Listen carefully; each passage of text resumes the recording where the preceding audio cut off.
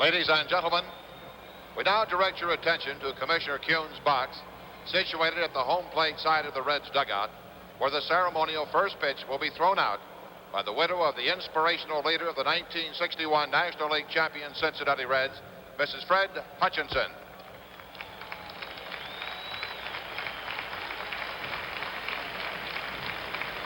Patsy Hutchinson will throw out the first ball. What a lovely lady. Johnny Bench will take one more. Baseball certainly remains a big part of the Hutchinson family. Jack, the second of the three sons and one daughter, one time played in the Red system, is now the assistant director of stadium operations for the Brewers. Rick, the oldest son, a former player at Florida State. And right behind him, one of the Hutchinson boys. Chub Feeney next to Patsy.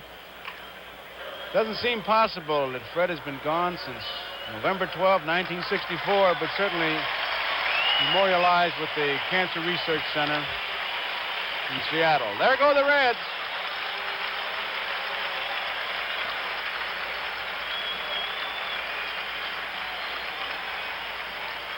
Tony, it's amazing when you look at this field, and Marty, you've seen it so often. The rain came down, that big squeegee comes out, and look how dry it is. It's Italian. You should have pronounced it. What is it called? A Zamboni? Zamboni machine. And, Joe, you and I were talking before the broadcast tonight that they have never had an official game rained out here. They had a second game of a doubleheader a few years back. They had a game stopped at the end of 5 innings last year, a tie game with Atlanta, but never an official date rained out since they moved in here in 1970.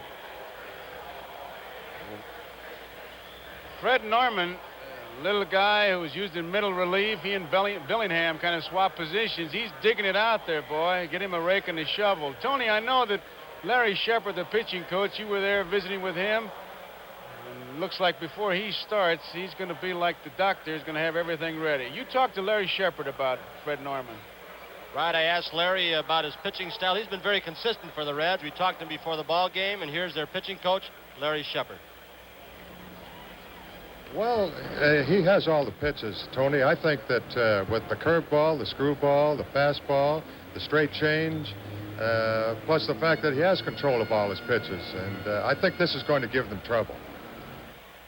I don't know about you, Tony, but my favorite shot of these four is the one in the upper right-hand corner, because I like to know what that pitcher's looking at when he starts to throw. And Norman, like a lot of them, and this shot proves it, they look down at the ground. Watch when he delivers. No, he was looking straight ahead that time. Time before he did. That'd make me feel better as a hitter, wouldn't you? They say he has a little bit of a problem when he tries to nibble too much. If he tries to be too cute, tries to nibble on the corners, he can get behind. We heard Larry Shepard talk about his screwball, slow curve, and I think his fastball is more deceptive sometimes, Marty, than people give him credit for. It is, Tony, because of his off-speed pitches. You mentioned his screwball and his curveball, and when he gets those pitches over and they're working effectively for him, his fastball is deceptively quick. Would you expect a lot of ground balls if he's got his good stuff? Absolutely, Joe. And Tony mentioned the fact that he has been guilty many times this season of nibbling. And it's a tremendous problem for Freddie. He can roll along, maybe giving up 2-3 hits over maybe a 6-inning span, and all of a sudden completely lose it because I know as Sparky comments, he's thinking too much out there. Don't want you to think, want you to throw. And there's his 1975 statistics and his lifetime 52 and 57. Fred Norman has bounced around, but here he is in the major leagues. 15th pro season. Here is Juan Beniquez, who is known as a fastball first ball hitter. You might say that about most of these Red Sox. An aggressive club. Takes it high, ball one. Manager Darrell Johnson made a change in his lineup with Beniquez in left field and Yastrzemski at first base. 2 balls and no strikes. Dick Stello is behind the plate. George Maloney is at first base. Satch Davison is second. Art Francis at third. Larry Burnett is in right field. Colossi is in left field. That's the umpiring alignment. 3-0. 3 balls and no strikes. What makes a pitcher so good? There's Zimmer at third base. What makes a pitcher so good in one park and not so good in another? He's got a tremendous home record, doesn't he, Marty? 22-6 lifetime, and he's been a below 500 pitcher on the road. There's the strike. I don't know. I've seen pitches like that. You have too. It make you wonder as Zimmer flashes the sign. And I tell you, if he coaches like he usually does, this guy's hitting.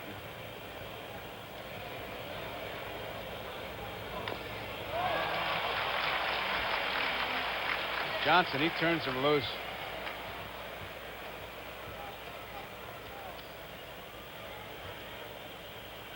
Norman falls behind hitters, and that'll get you in trouble.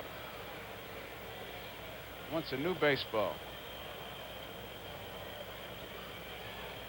I love that. Now, the umpire put it in his pocket. 2 pitches later, going to give him the same ball. It's going to be all right. The pitchers tell me they can tell. That little seam is out of place. Oh, sure. They tell me that, too. You believe them? I believe you. You're sitting right next to me. They're not. Straightaway center field. Geronimo has plenty of room. 1 away, and it brings up Denny Doyle. Joe and Marty, you've got to wonder what kind of attitude the Red Sox are going into this after they lost 2 consecutive games, both of which they might have won. A little bit base running that may have been a little bit too risky. Well, I'll tell you, Johnny Bench wasn't that happy about the victory. He was a little bit upset last night. He said, we were lucky to win it, very lucky to win it. He said, we made some bad plays, and I hope it woke us up. Hits his bat at strike 1. No score, just underway.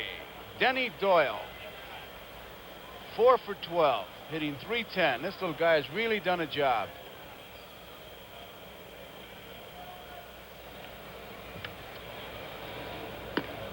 That was a slider way outside. You got a good look at that slider as it broke quickly. He's got from a great hometown, isn't he, Marty? What is it, Caves Creek or something? Caves Creek. Got a lot of people up here in support of Denny Doyle, Joe. He's a graduate of Morehead State University, and a lot of his old college chums are here at Riverfront Stadium tonight to see him play. You figure Caves Creek is, they turned down the stop-and-go light and they're all here? One of my favorite towns. There's a pitch. He didn't have a good cut at that ball. It looked like he was fooled on that pitch by Norman. 2 balls and 2 strikes, 1 out. Marty, what kind of fielder is Freddie Norman? He's not a bad fielder, Tony. He's done a pretty good job this season. Did some fine fielding plays, turned in some fine fielding plays against Pittsburgh in his last start in the League Championship Series. 2-2 pitch. Morgan. 2 outs. I like the way he shakes off a pitch. He really sneers it off. You know, he gives you that tough upper lip. Just sneers at you. Be surprised how many funny faces pitchers make. And sometimes you're down in the crouch. I used to have to laugh sometimes. They just give you, they don't mean it, you know, but they just bearing down so much. I guess their expression depends a lot upon whom they've got to look in at. I didn't mean that. Yes, you did. You really did, Tony. Here's Yastrzemski. 2 for 11 in this series. Takes a fastball high. Boy, he was out there mighty early. Bus got out there about 5 o'clock. He had taken a cab an hour or so earlier. They're ready.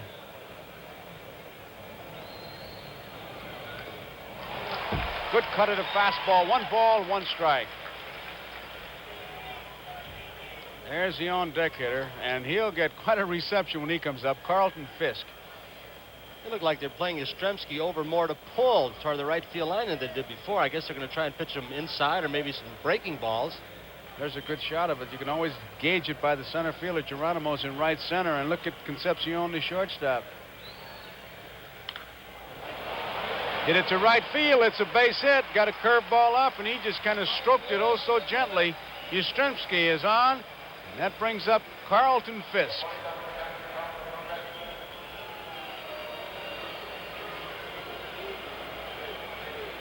Well, I tell you, if I'd have been catching, I believe I'd have made the same kind of a beef. Because I only changed my mind after watching the replay about 18 times today. Not too bad. I thought it'd be worse than it is, Marty. These fans didn't give it to him too badly. No, they really didn't, Joe, and it was somewhat surprising. But I guess the biggest reason was the fact that it was a play that had the Reds ultimately coming out on top in the ball game, but he really put up quite a storm at home plate.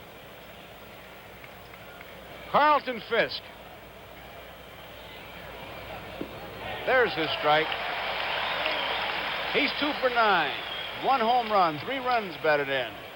He's been a good hitter for the Red Sox in this series. He got it going last night. Tremendous home run.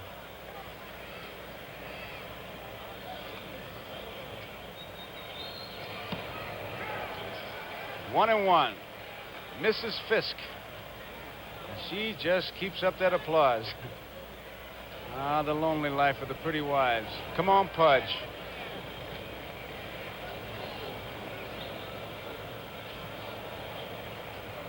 Curveball is the beauty. He dropped the curveball in there off speed. And there is Larry Barnett, who was involved in the play last night. He's along the right field line. He was behind the plate last night. Out on strike. Fisk on a screwball. So the Red Sox do not score in the top of the first. We go to the bottom half. No score.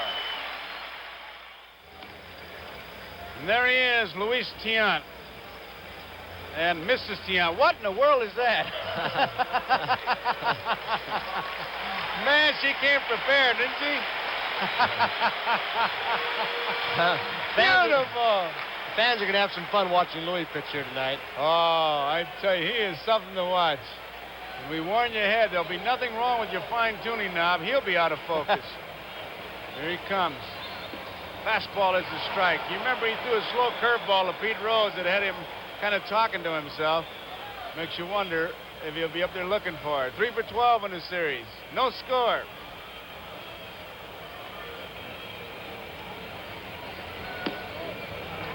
One and one. Rose hit the ball hard off him up in Boston. He had 3 balls on the nose.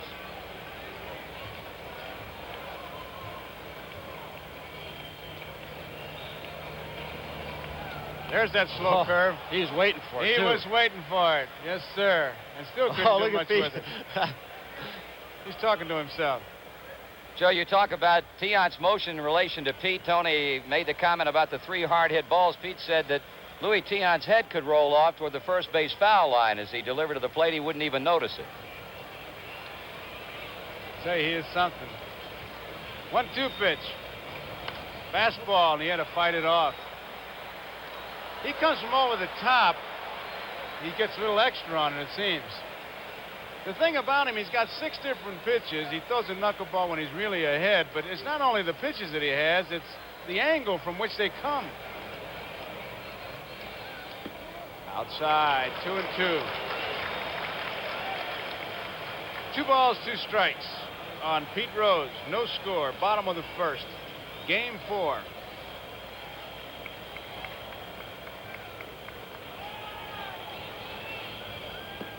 Ball 3, breaking ball. 3 balls, 2 strikes. Tiant has been outstanding in 5 of his last 6 starts. In his last 6 starts, he's allowed 5 earned runs in 48 2/3 innings. That's an earned run average of 0.92. Amazing. Payoff pitch. Pretty good fastball. He's going to need it tonight. He usually has pretty good control, too. He can spot the ball with all of his pitches. He walks 2 or 3 a game. Look at those statistics, Tony. 27 hits, 6 runs, 5 earned, 3 shutouts. Boy, Look at that bottom line. Oh. That they pay off on. Up the middle, it's a base hit. Tiant, because of his follow-through, was not ready, and it got through there. This telecast is presented by authority of Major League Baseball, is intended solely for the private, non-commercial use of our audience.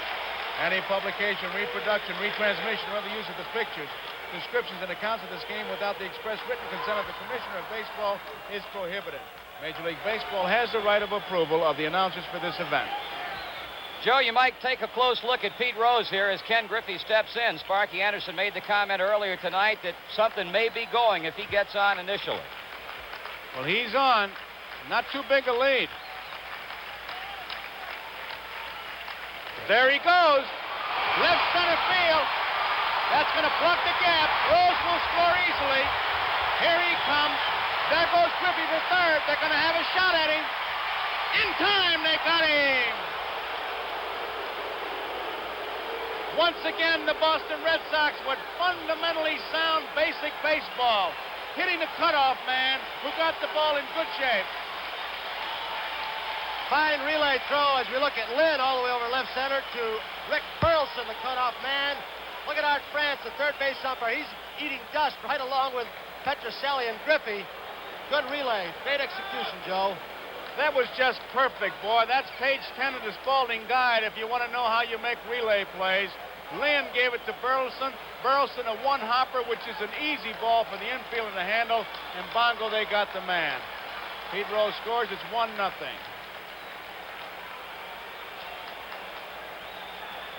Here is Joe Morgan. Hit and run play. Marty, you hit it right on the head. You said something would happen. It didn't take long. Ball one.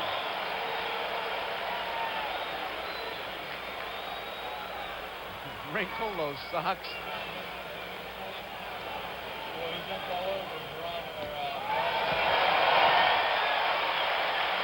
2 balls, no strikes.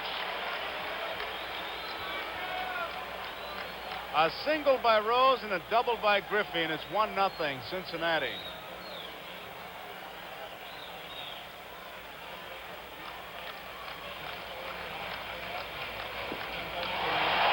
All 3.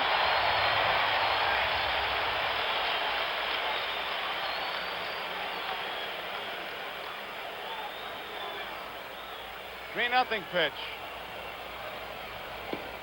Strike is called. Burleson, the shortstop, really over towards the bag. A lot of room between Burleson and Petrocelli. Look at that. Man, he drive 2-3. Whew. Now we'll see it. What do you think, Tony? Well, let's hear what Joe Morgan says. We had a little audio tape or videotape with him before the game. We asked him what about Luis Tion's move. Let's hear what little Joe's got to say about Luis Tion. Well, Tony, Louis has a quick move at first, which is a legitimate move, and he also has a balk move at first. And he interchanges the two, and I think it throws the umpires off a little bit.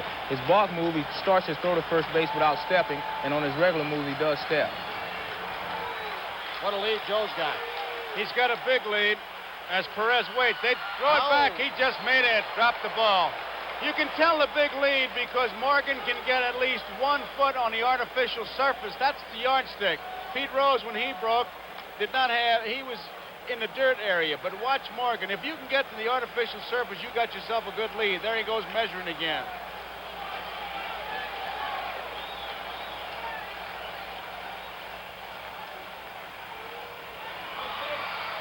Back there, he read that pretty good. That wasn't as close. Morgan's come out and said that he's not going to be thrown out anymore the rest of this series. Tion jiggles, comes from different positions, and look at the lead.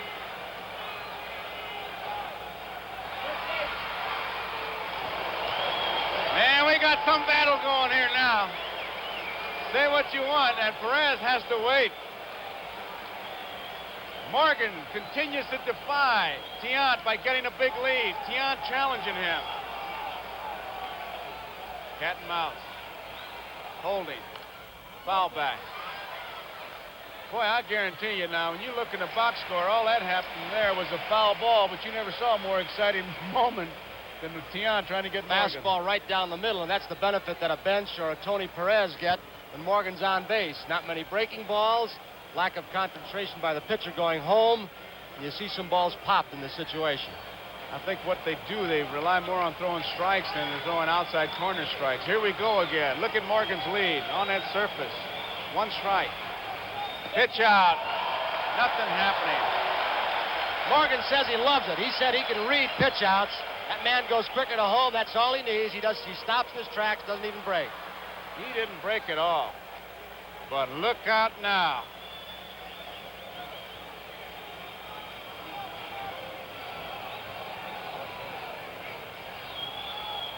Holding. Bouncing ball. Burleson's only played first base. In time. Nice play by Yastrzemski at first base. George Maloney, the umpire. A double call to make sure that everybody knew he was out. Burleson made a good play on that ball. He did, throwing off balance, couldn't get much on it as he was going a little bit away from first base. Johnny Bench with the score 1-0 Cincinnati. Single by Rose, double by Griffey, and that snapped Tian's streak of no earned runs in his last 27 innings. Johnny Bench 3 for 12 in the World Series. They won't give him too much to hit with first base open. High, ball 1. The on-deck batter is George Foster, a good hitter, but not the threat to hit one out of here that Johnny Bench is. And there you see Foster. Morgan just kind of cruising around second base. Boy, that's when he's the most dangerous. 1-1.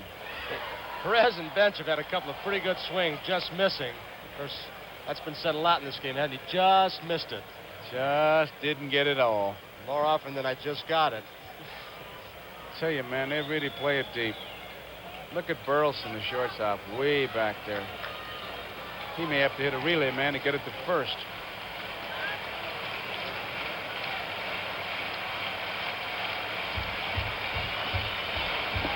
High fastball. Got to believe John widened his strike zone, tried to drive that run, and that was not a good strike. It was a good pitch by Tiant. Marty, how much did that shoulder injury bother Johnny Bench during the course of the year? Tony, it bothered him a lot more than he let people think it did. Actually, at one point, it got so bad that he had to go to Sparky Anderson and said, look, I've got to sit down for a while and give it rest. He had a number of shots to try to alleviate the problem.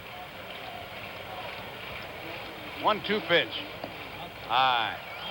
2-2, 2 outs, 1 run in. We're in the bottom of the first. Tian hasn't given that whirling dervish kind of move where he kicks his leg at base runner Morgan at second base. But due for it.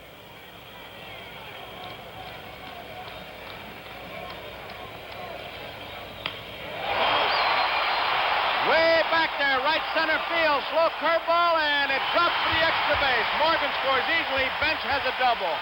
That ball seemed to hang up there a long time. And Evans and Lynn gave it a chase. Couldn't seem to catch up with it. 2-0 Cincinnati. Well, they said up in Fenway that they wouldn't be able to play as shallow as Mr. and Mrs. Johnny Bench in the stands. Here's Freddie Lynn. He and Evans have not moved back too much since coming over from Fenway, but they got hurt by Pete Rose yesterday. This ball hung up, as you said, Joe, but they were playing relatively shallow, couldn't get to it. What a great shot from center field to see the action of the outfielders. I think there was more indecision in misjudging it. What great hitting by Bench, too. An off-speed pitch. You expect him to pull it, maybe even foul, but he was going the other way all the way. Here is George Foster now. 2-0 ball game. Cincinnati out in front.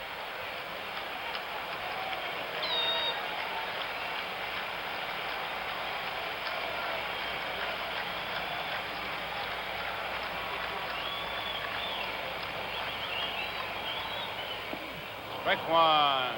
Breaking ball. A lot of room in the outfield here, and Johnny Bench took the pitch to the opposite field. He has given the Cincinnati Reds their second run in this inning.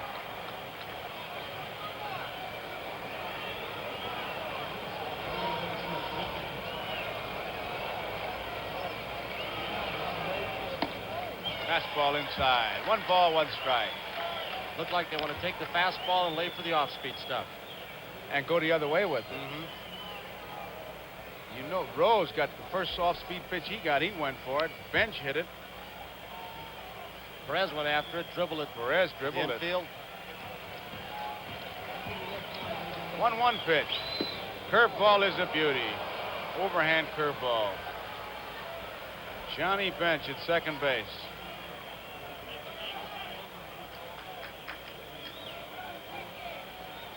Two runs in. We're in the bottom of the first. Tiant.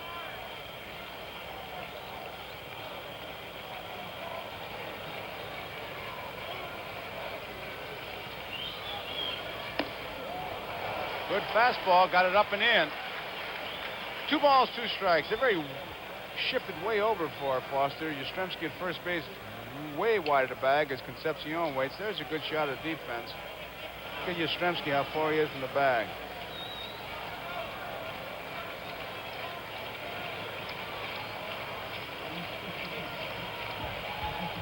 2-2 pitch.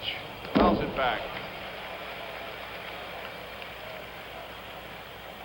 Never forget the All-Star game in Washington. The year Bill Dickey was president, great Hall of Famer, and he was talking about Bench. He said he had seen him on television. He just raved about the strength he had and still had the great soft hands, his agility. And he said, well, everybody knows it by now. He's going to be in the Hall of Fame. This is one of the first years Bench was in the majors. He may be in the Hall of Fame while he's still playing. Way outside, 3-2. I tell you, it's guys like Bench and Morgan, and, well, Yastrzemski, even Fred Lynn, Jim Rice, who answered the question, are the ball players of today as good as the ball players of your time? Listen, if you could play, you can play in 1776 or 1976. If you can't play, you better hope your father buys the team. Here's the payoff pitch. Deonta Foster. Hot smash to Petrocelli, but he was right there guarding the line. Yastrzemski, nice play, almost pulled him off the bag. At the end of an inning, Cincinnati 2, Boston nothing. Split screen as we see Sparky Anderson on the left, Darrell Johnson on your right. Sparky's very superstitious. He always has Alex Grammas to his right when the opposition is batting. To his left, I'm sure, is George Scherger. Darrell Johnson is kind of sitting there. Two contrasting personalities managing these teams. Sparky's bubbling all the time, willing to talk to anybody, and Darrell Johnson not rude, but he's been kind of short with his answers. Simple yeses and nos. Although I guess you said more than yes or no yesterday in that 10th inning. I kind of think he did, Tony. Here's Fred Lynn, 3 for 11 in the series. Against Fred Norman. Red Sox trail 2-0, top of the second. Ball 1. Lynn trying to draw Pete Rose in. Petrocelli, who has really been a hot hitter. Petrocelli, 6 base hits. Petrocelli and Burleson tied for the Red Sox lead in hits. There's a strike. We pause briefly for station identification. This is the NBC television network.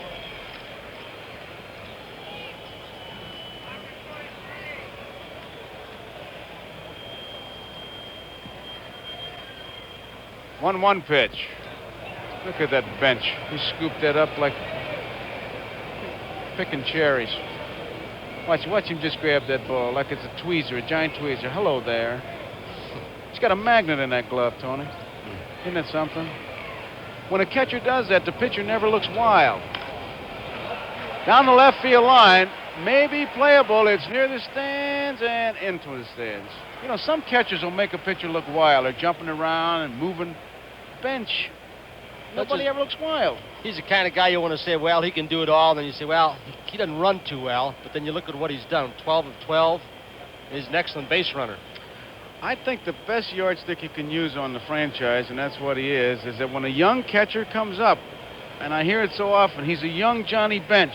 And then you look at Johnny Bench, the young catcher's older than him. Never thought of it that way. 2-2 pitch. How many times have you heard it? Young guy comes up and says, oh, this guy's a young Johnny Bench. He's 28. Bench is 26.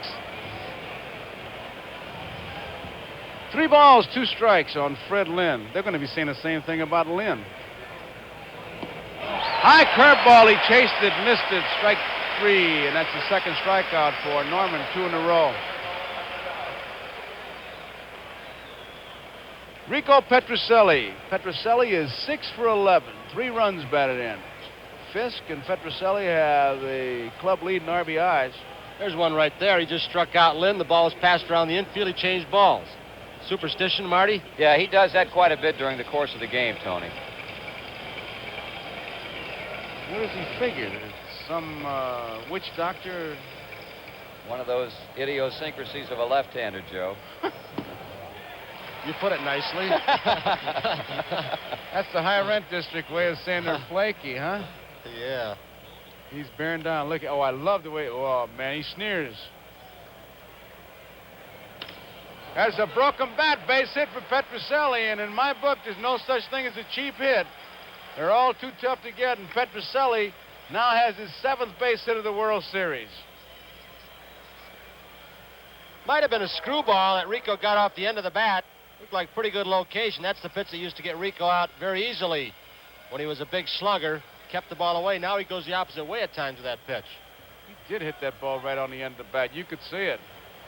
Here is Dwight Evans, who was a hero for a couple of minutes last night. Hit a big home run to tie it up. Evans is 3 for 10. 1 man out, 2-0. Cincinnati leading, top of the 2nd. Fastball. Bench wanted to know where it was, and there is Rick Burleson. He's one of those bear down guys in the on-deck circle. Takes his stance and tries to time the pitcher.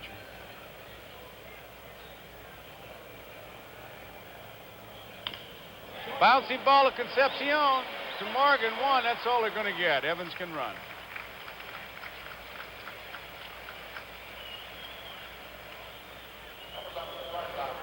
Two outs. And Rick Burleson is a batter. Joe, I think what tells a little bit of the story of the kind of competitor that Freddie Norman is, he was peeved when he was passed up for the 2nd game up in Boston. I know a lot of left-handed pitchers want to pass up Fenway Park, Boston. Yeah, that's one of those parks that left-handers get bad backs, isn't it? Ooh. 10 hits and Next. 20 times at bat. That's pretty good in the postseason play games. Burleson, first pitch once again. This time it's Rose who comes over and makes the play. It's hard to say Concepcion, but Pete Rose covered a lot of ground. Ends the inning. We go to the bottom of... Here it comes. We talked about on a play made this way yesterday going to his left. He considers this his best play. What an adjustment he's had to make, and do it well, and never lost his hitting either. So it's 2-0 as we go in the bottom half of the 2nd inning. Cincinnati in front. Dave Concepcion leads it off against Luis Tiant. That was a tough first inning for Tiant. Made 28 pitches at the plate. 3 more pitches at first base when Morgan was on. That's a lot of pitches for him. Fastball is a strike. Concepcion had some problems with Tiant in Boston. But then who didn't? He won that game 6-0. Strike 2. Headlines in Venezuela this morning, I understand, was the front page, Concepcion's picture, full page. Concepcion, the hero of the game. He's something. It's the way it should be. Hot smash to Petrocelli. Played him perfectly. 1 up, 1 down. Petrocelli has been as steady a ball player as you want. He's hitting, he's fielding, getting on base, and just kind of doing it in a quiet, positive way. Still insists he might quit and call this his last year. Boy, you would hate to see that happen with the kind of a series he's having. Here's Geronimo, 2 for 8, hit a big home run last night. Fastball misses. Another one of those oddities in this series. Small ballpark, 2 games, no home runs. Last night they were flying out of here, 6 of them. Big ballpark. There's that slow curve hit off the end of the bat. Doyle. So Geronimo is out. What would you do, Tony, if you were batting against a guy like Tiant as you watch it? I think I might do what Cincinnati's trying to do. They're taking the fastball and going after the off-speed spit. Look at Louis, another change-up curveball. Geronimo was looking for an off-speed pitch, but he still hit it on the end of the bat. That pitch, he seemed to sling it. One of those frozen shoulder jobs. Of course, he looked 7 different directions before he threw it, too, which can be a little distracting. Here's Norman, not a bad hitter.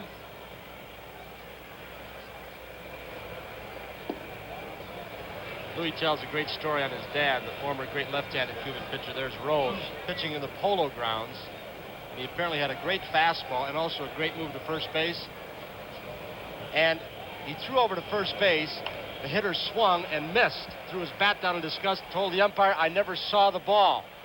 And then, now listen to this. How's this for a ball player's excuse? He reconsidered and said, "I thought I got a piece of it." Tiant claims it's a true story. He threw to first. The guy swung and went back to the bench and said, "I thought I got a piece of it." He said, "I got a piece of it." Louis claims it's true. Left field. Beniquez is waiting, makes the play. I'm going to have to ask Satchel Paige about that. That sounds like his kind of story. So at the end of 2, Cincinnati 2, Boston nothing. We'll be back here for game number 5 tomorrow night of the 1975 World Series. Joe Garagio's Baseball World will be on, and you've got Max Patkin. He's been in every park in the world. That's right. You know, he's the last of his breed. Of course, it all began, at least in my memory, with Al Shack as the Clown Prince. And Max does a very physical show. We went to Rochester, filmed him, and I think you'll enjoy it. I don't think there's going to be any more after Max. Here is Tiant to lead it off. We're in the 3rd inning.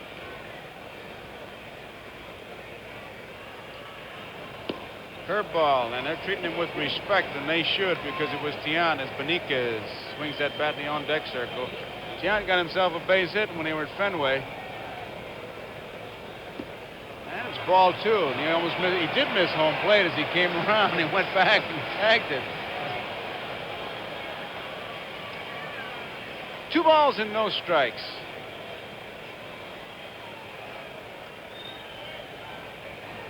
Ball 3. I tell you, it's easy to see why they would love this fella, especially in Boston. You gotta like him. He's a bear-down guy, gives you everything he's got. 3-0 pitch. Ball 4, draws the walk. And that'll send Sparky Anderson to the water cooler, I guarantee you. That'll make you stir at least. DeRocher used to always go to the water cooler. There he is. There's his superstitious lineup.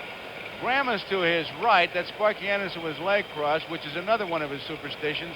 Scherger, the coach, has to sit up there off his left shoulder, and Larry Shepard to the right of Grammas.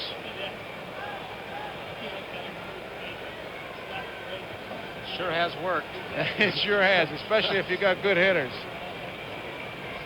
There is Norman sneering off a pitch, and Beniquez hasn't taken his eyes off him. Look at the concentration on Beniquez.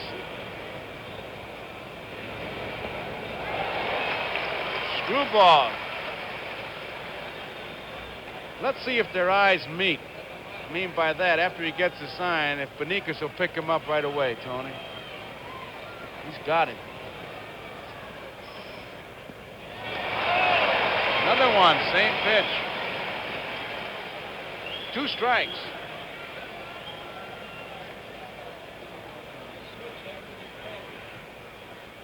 Luis Tiant is the base runner at first. And here we go. Beniquez with a count and strike 2.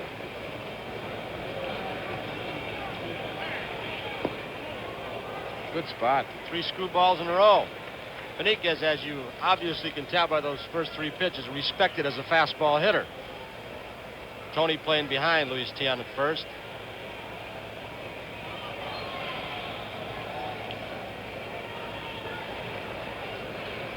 One-two pitch now. Fouled off.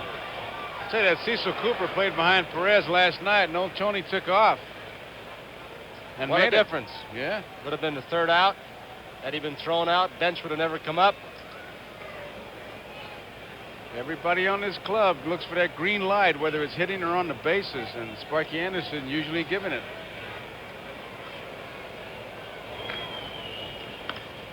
Foul ball, it's out of play. He's really spotting that ball well. He's keeping the ball the outside part of the plate. He walks about 4 per 9 innings. Been more of a strikeout pitcher than you'd suspect a little guy like he is would be. Strikes almost 6 out per 9 innings. So far tonight, he's got 2. There's the on-deck batter, Denny Doyle. Nobody out. Lined over the dugout.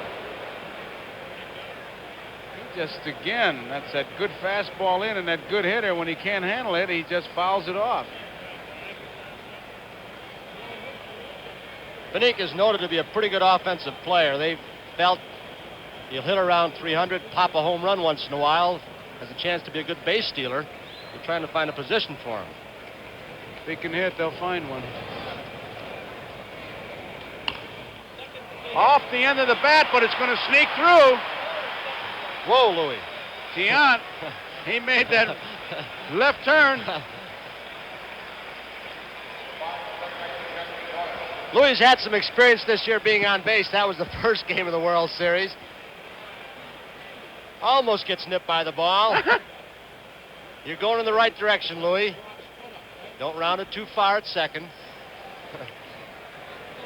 Tell you, the other day in Boston, when he got on first, they gave him a jacket and a road map. Now he's looking like he's got some ideas. Throw a lasso on him. That's it. He's just one of those guys that makes things happen when he's around him. There's a base hit to right field, almost hits him. He scores, well, misses home plate. Something's always happening. He's an exciting kind of guy. So it's first and second now. Here's Denny Doyle. Doyle bounced out his first time up, and they're moving in on him at first and third. They're looking for the bunt. He squares around, and then, whoops, look out there. The Cincinnati infield was doing a little decoying there, too. They were creeping in at the corners, and Concepcion was way over toward the back. That's where he was now. But as soon as Norman started pitching, they backed up on the left side a little bit. Remember, it was Doyle who slapped the ball by Rose in one of the ball games earlier. He's got a lot of room between Concepcion and Rose. Ball one to count. Center field, Geronimo covering over fast and makes the play. The ball was well hit, but he was very shallow. He covered a lot of ground. The kind of situation you would expect Doyle to bunt, Joe. I thought he was going to bunt all the way, but they put so much pressure at the corners on this artificial surface, didn't feel he could do it successfully. Johnson, one of those managers who plays pretty conservative, but again, that pressure from Rose and Perez just took the bunt right away from him. Joe, I haven't seen that conservative play by Johnson. I think he's well, I mean, had his guys going on the base pass, yeah. The only guy he really didn't bunt with we expected was Yaz, and he said he would have bunted with him last night if he'd got one strike. Oh, he's not conservative on the bases at all, or 3-0. Bouncing ball to Morgan. There's one. And there's two. Double play, 4-6-3. And the crowd loves it. Here's the play once again. 2-0. Cincinnati leading. Tony, here's that double play again. You got to love the way Morgan gives you that ball. You'll see right here why David Concepcion's son's middle name is Alexander, after Alex Kramas, who spent so much time working on him with just that specific play, among many others. A lot of hours put in trying to refine his double play technique. Certainly has refined it to the point that he's got it down perfectly. Here is Rose. He singled and scored the first run. Single to center field. Hit hard, center field. Lynn is there. Boy, he jumped on the first pitch and really drilled it. Can't say he fooled him with that one. Here is Griffey. Griffey doubled to left center field to drive in Rose, but then was out on a tremendous play by Lynn to Burleson to Petrocelli. Ken Griffey, 318 his last 44 games. Ted Kluszewski simply says he's our Ralph Garr with power. And I think that pretty well says it all. There's the strike. Joe Morgan in the on-deck bat, in the on-deck circle. Marty, I think everybody around here feels that Griffey has the potential to be another Joe Morgan. He's got a little bit of power. Clue says he might hit 20 home runs someday, and of course he's got the great speed. That's right, Tony. He last year had a terrible habit of going after bad pitches, and they worked that with him on spring training, and he seemed to really cut down on that problem during the regular season, primarily when at good pitches, and it really paid off for him. He's up to now with a 1-1 count. What a pitch that was. Got a question for you, Joe. All right. If you had had Griffey's speed as a player, what might you have done? Probably an artificial surface, too? Oh, that, too. You could have it all. I probably did a hard 260. Fenway Park's wall in right field for you. Okay, here's the 1-2 pitch. A hard 260. Hard 260. What's a hard 260? Anything I hit's hard, man. 2 balls and 2 strikes on Griffey. In addition to not being able to hit, I also couldn't run. Right back to Tian. He's got this one and over to first. You had a hard 4 base hits one World Series. Don't discount that. You can catch lightning in a bottle once in a while, Tony. Here is Morgan. Boy, I try to figure out the pitchers that would give him the most trouble when he was on bases. You know who's at the very top of his list, not playing now? Pete Rickard. You remember Rickard? Yeah. He had a good move. Dodgers. He made it tough on Morgan. Out of play. Joe says the toughest right-hander in baseball is Andy Messersmith. And, of course, one of the top throwing catchers is Steve Yeager, the Dodgers. And yet Joe went 13 for 13 stolen bases against the Dodgers. The moral of that story is, don't believe a base stealer. One strike pitch. Ooh, he had some ideas on that slow pitch. Well, Morgan simply says, nobody's going to stop me from stealing. Some make it tougher than others. There was that pitch is a tough pitch to handle. He missed the inside corner, but he shoots for the belt buckle, and there's nothing you can do with it. And he really twisted and turned on that one. He took a good look at the center field bleachers. Here's a shot from behind. The pitcher, here's what it's going to look like. The outfield. You know, Tony, it's a funny thing as a catcher, all the years you spend with the ball coming towards you, but the infielders and outfielders, it's going away from you. You know what I'm saying? Makes a lot of sense so far. I know, but I mean, it's a different perspective, like when you sit in a ballpark. Like right now, this is where the infielder would see it. Right? Yeah. I mean, a catcher's view, it's always going to come to him, so you're not leaning forward. I know. It's the same thing with Adam with the catches. It's that theory you Forget got. it, man. I can see that blank look. It's like it's a look you get when you start to blow up the footballs. I know. That ball's well hit, but Benitez is out there this time and makes the play. So you see Yastrzemski, he had it covered well. 3 up and 3 down. It's 2-0 Cincinnati. Top of the fourth, 2-0 Cincinnati out in front, and with our handheld camera, there it is. Now that's a spot. See, I would sit there, and the reason I would sit there is so I could watch the third baseman throw the ball as opposed to sitting at first base and watch the ball come towards me. I can get you that job. I'll call Corey Leibel, the guy carting that camera around. You can have his job. I don't want his job.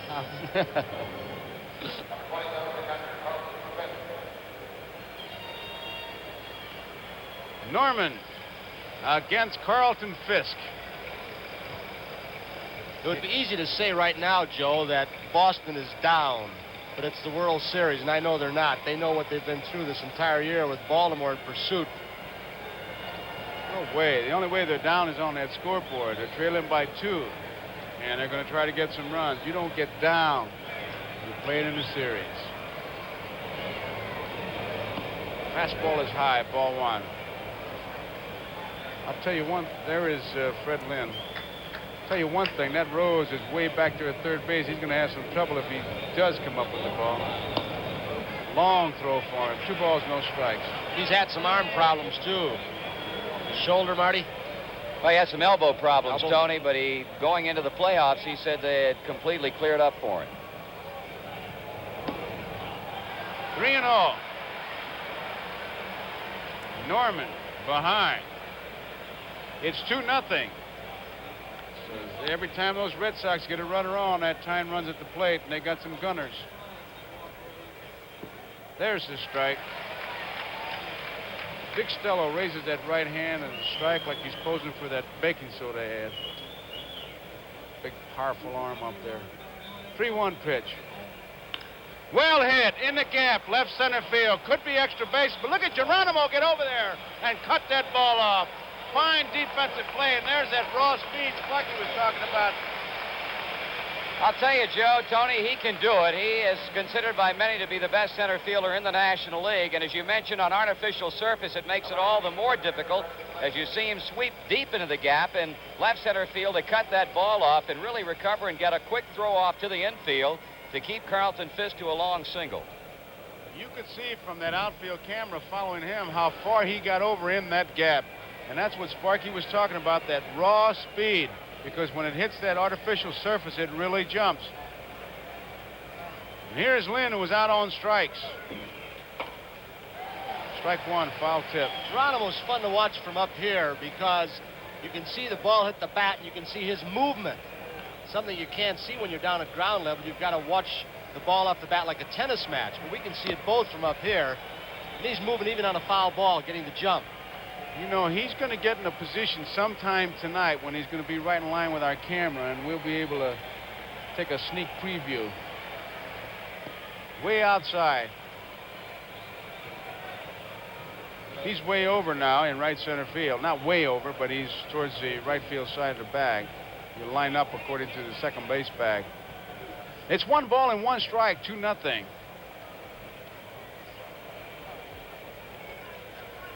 Whoops, little flip throw.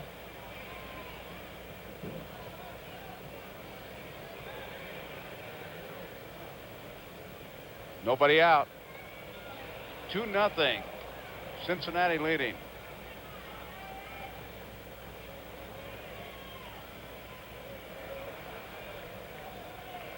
Going for that outside corner. Strike. 1 ball, 2 strikes. You know, baseball can get very basic to the point that the team that wins is the team that stays away from the double play. There is Geronimo Let's watch looking Geronimo. break. Now, this is a ball that was not even hit by Freddie Lynn the last swing, and you can see before the ball was hit, obviously, he's going toward left center field. 1-2 pitch on the way. Line foul. Starting to say, Tony, and you've heard it, where the managers say, if you can stay away from the double play, and on defense, you got to cut that ball off to keep it in order, and on offense, hitting to the right side, bunting, moving the guy around. Double play, that's the rally killer. And if you can keep it in effect when you're on defense and stay out of it when you're on offense, you got yourself a pretty good ball club. And both these clubs are able to do that. Geronimo has just kept it going here by cutting that ball off that Fisk hit. Here's the 1-2 pitch. Outside. Perez, you can see behind Fisk. He'll not be going anywhere. They're looking for a big sock from young Fred Lynn. Tap foul.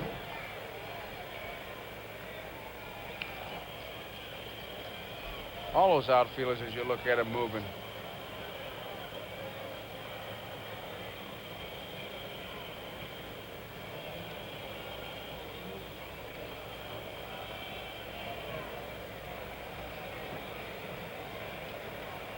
Lynn hits best when he tries to go the opposite way on left-handers. He appears to be trying to pull the ball more than anything else. Thrown him some curveballs. He's been out in front on them. Here's an interesting situation now. 3 balls, 2 strikes, nobody out. Fisk is on at first base. Lynn against a left-hander. Do you run him? Do you keep him there? Against a right-hander, I might start him. Against a left-hander, I'd hold him. But let's see what Daryl Johnson decides. I agree with you. He's holding. Fouls it back. Bad pitch. Might have been 2 men on, nobody out. That was a bad pitch. But when you got 2 strikes on you, you can't be that choosy. There is the first base. A look at the batter and the angle at first base. With Fisk at first. Perez behind him. 3-2. I like the late Clemente's theory. Any pitch you can hit is a good pitch. Fisk is holding. Hot smash. Almost got Fisk. A base hit in the right field. Carlton had to stop to let the ball get by him. Lynn jumped on a high pitch and drilled it into right field. Now it's first and second, nobody out. Here it is again. Here's Fisk coming close to getting hit by this hard smash, which may or may not have, we don't know for sure, have prevented him from going to third base. Hit pretty sharply. Griffey was playing toward right center. Don't think he would have taken the chance. It's a pretty good arm. Pedro Borbon now has gone down to the bullpen for Cincinnati to get loosened up. Borbon. Neither Rose nor Perez looking for a bunt with nobody out and 2 men on. Obviously, Borbon is a long middleman. Sparky used him all last night. Rose is way back at third. Nobody out. Petrocelli with Evans, the on-deck batter. Nice play by Bench. He has done that throughout the whole series. Not only has he come up with it, watch him get his body in front of this ball to prevent it. Look at that. Hit him right in the middle of the chest protector. And then he plays it off the protector. Morgan comes in to say something to him. Might be a little stall for time. Barbone's thrown just a few pitches down in the bullpen. The string of right-handed hitters coming up. Now you infielders go there and say, come on, settle down. I want you to settle down. You go in sometimes because the manager says go in. You don't have anything to say. And then that pitcher runs you out of there. It's Freddie Norman, and he gives you the look he gives the catcher. You take off. 1-0 pitch. High pop fly. Concepcion is under it. It's an infield fly. Infield fly. Petrocelli is out. One away, and here is Dwight Evans. Petrocelli got under that ball. Evans hit into a force play his first time up. Hit .316 in his last 48 games. He and Fisk were the two hottest hitters on this Red Sox club going through September. He's become a more aggressive hitter. At one time, he took too many pitches. Johnny Pesky has worked with him, trying to make him more aggressive. Gets by bench this time. It'll be a wild pitch, and both runners advance. And that's a big play. As good as a bunt. Looked like a screwball. For a while, it looked like almost like it was going to hit Evans. Bench just couldn't get around. That's kind of a funny pitch because usually if it's a curveball, when it hits, it would have gone to Bench's right side because it goes to the opposite way because of the rotation. That's one of those pitches, as the late and so wonderful Casey Stengel used to call a 55-foot curveball. Here comes Larry Shepard. He has Bourbon ready, but does he come out when they take him out? Marty is usually Sparky. No, Sparky's the man who comes out and brings the pitcher back with him, Tony. And Sparky made the comment earlier tonight that he felt like he had to have 6 strong innings out of Freddie Norman in this ball game. Did he give any reason, Marty? Well, he felt like he really, as you mentioned a moment ago, Joe, really went deep into his bullpen last night, and he does not want to have to go deeply into it again tonight. There's Bourbon again. It's interesting. They talk about Fenway Park not having any effect on the ball game as we look at Sparky. Well, maybe they're keeping Gullett back this one extra day so he doesn't have to pitch the 7th game if it goes that far in Fenway, but they could still use him in relief to get left-handed hitters out. Red Sox forced to go with Tiant, down by 1. Evans waits in the pitch. Slow curveball. See Bench give Carlton Fisk a quick look. 1 ball, 1 strike, 1 out. 2-0. We're in the top of the 4th. Cincinnati's leading. And the infield conceding 1 run on a ground ball. Deep to right center field. This could be trouble. Way back there. Off the wall. 2 runs are going to score. Here comes Lynn. There goes Evans heading for third. There's the throw. Whoa, nobody backing him up. Nobody backing him up. And luckily... luckily is right. Nobody was behind him. Norman was back in the plate. Or halfway in between, it seemed like. Here it is. Geronimo, the strongest arm in the outfield, throwing the strongest arm in the infield. That's Concepcion with a relay in right center field. And Freddie Norman was hung up as Zimmer saying, whoa, wait a second, don't go. It hit the screen, protecting the dugouts. So there it is, all tied up at 2 apiece on another clutch hit by Dwight Evans. Boy, 2 days in a row, that big guy's come on. Now the infield has to move in. Evans is on at third base with the triple. Here's Burleson. And there's a base hit. And Boston takes the 3-2 lead. Burleson's trying for second and makes it. What a piece of base running. Satch Davidson says no way. They took for granted that Burleson would stop at first base. Well, it shows the scouting report of the Red Sox. If the ball is handled by Foster, we'll take some chances. Not on Geronimo. Burleson knows that Foster fielded the ball. Satch Davidson of the National League right there, eating dirt with Morgan and Burleson. Here's Evans on third. With the infield in the way it was, an easy base hit had they been playing back, an easy out. Here's Burleson again, coming into second base. Offline throw by Foster. He takes a little while to get rid of the ball, but just made it. Throw not only was a bit offline, Tony, I felt that he didn't have a whole lot on it. Kind of took for granted that he was going to stop and say, "Oh, baby, I just drove into tie-break and run." But that's not the way the Red Sox play, and they now lead by the score of 3-2. And there's a break in the action with the score 3-2 Boston. Luis Tiant has just fouled a pitch off with Burleson on its second base. Barbone, a good fastball. Burleson, don't look now, man. 7 base hits for him.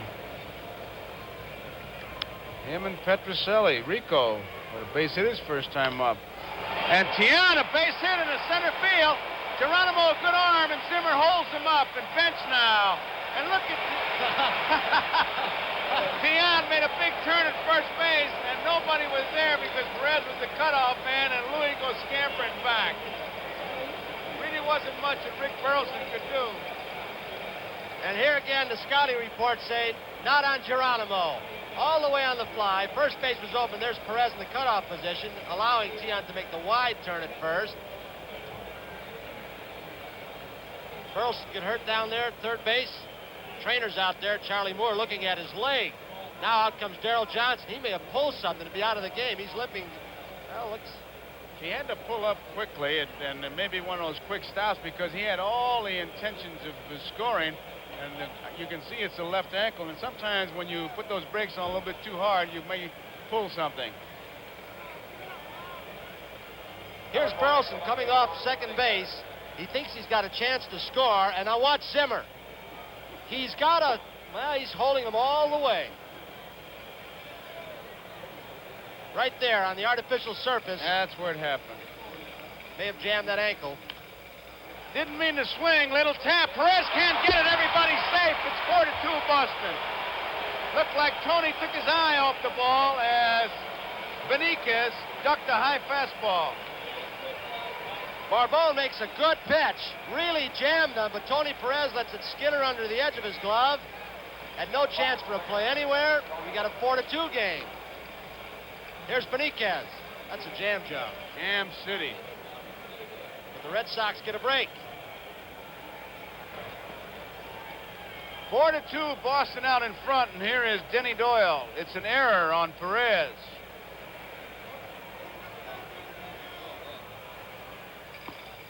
Strike.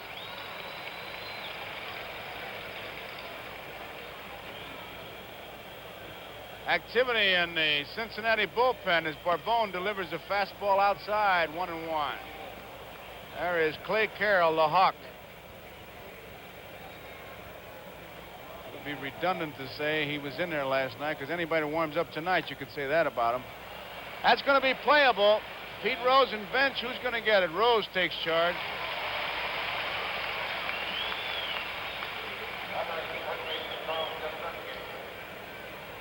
There's Tiant visiting with Morgan.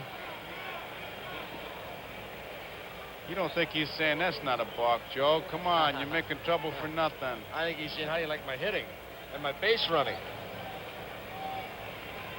Here's Yastrzemski, 3 for 13 in the World Series, the Red Sox. 4-2. This is the 9th man to bat in this 4th inning. Off the handle, a little looper coming on fast, Geronimo, and can't get it. Here comes Tiant. He's going to score. Beniquez is held up. He had ideas of coming around. Cesar broke back on the ball. He looped around the ball, starting to left center field. That's what artificial surface can do to a ball. Look at that hop. So the Red Sox have taken a 3-run lead. It's 5-2. And here's the man who got it all started, Carlton Fisk. He drilled one into the gap in left center field. It was cut off by Geronimo. Fisk has taken plenty of time to give Tiant a little chance to breathe here. Tiant's been on base both times. He walked in the 3rd. Now he's come around to score after he singled. There is Sparky Anderson. He's giving signals to his people.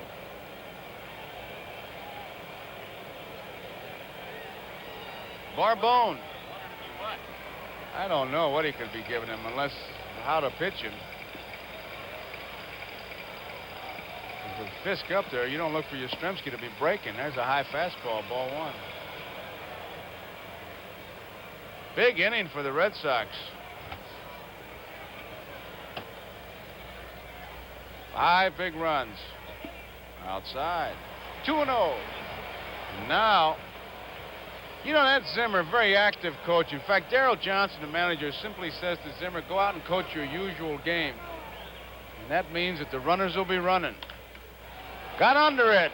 Left center field. Concepcion, now Geronimo takes charge, makes the play.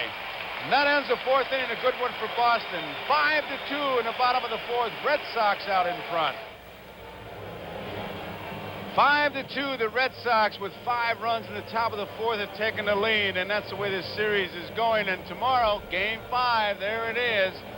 Begins with the baseball world, and you'll get a good look at the last of his breed. Max Patkin, the baseball clown, will be our show. And then if Boston should win this game, of course, we go back to Fenway Park for Game 6. Game 7, there's a lot of ifs, I'll tell you something, but these two clubs, evenly matched, fundamentally sound, and every game has just been a real battle. Game 5 tomorrow. Game 6 will begin 12:30 on Saturday Eastern Time, should Boston win this game. And there goes Tiant into some gyrations now. He give it a little dipsy-do. He starts putting it on a little bit more when he gets ahead. Liable to see a few knuckleballs. Now he's starting to look around. He's got those hinges in his body all oiled up, and he'll start to flop around with that Raggedy Ann arm of his. A real battler, this fella. Right field. Way back there it is. Man, he gave it a good chase. Foul ball. Evans playing toward Perez Power, which is right center field or left center field. He has a long run. Not much room there. He has to break himself very quickly. You can see the padding to prevent any injuries in that corner. He came a long way. Not much room down in those corners. Burleson's playing short left field for Perez. Did you see that move? He turned completely to home plate and looked at direct center field. Watch this. If you're sitting in center field, you got to see his eyeballs. Look at that.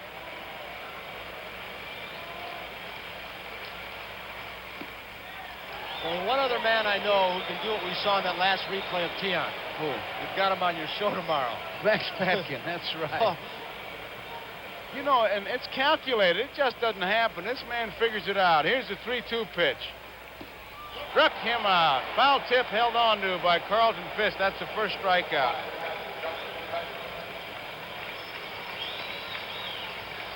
Fisk held on to the foul tip, and that's a play you just can't practice. You're lucky. One of the few plays in baseball you can't say, I'm going to go out and practice foul tips. Why are some better than others? I always felt that Yogi was good at catching foul tips. It has to be a loose webbing in the glove, and he's lucky. How can you go out and practice it? You go up and tell a coach you're going to practice foul tips. You know what he does? He'll take your temperature. It's like going out and practicing triple plays. I never understood how Yogi could do it with the paws he had. Those little nubs, huh? Johnny Bench, high curveball. I love when he put down those signals. He indicated 3 fingers, and he had that little stub look like 2.5. I wonder what kind of pitch is a 2.5 pitch. Tiant to Bench. He missed outside. Marty, I'm trying to recall the number. Maybe you can. And it's a high amount of games in which the Reds have come back in the late innings to win ball games. Around 39 games, Tony, during the season. It's a lot. Fastball taken.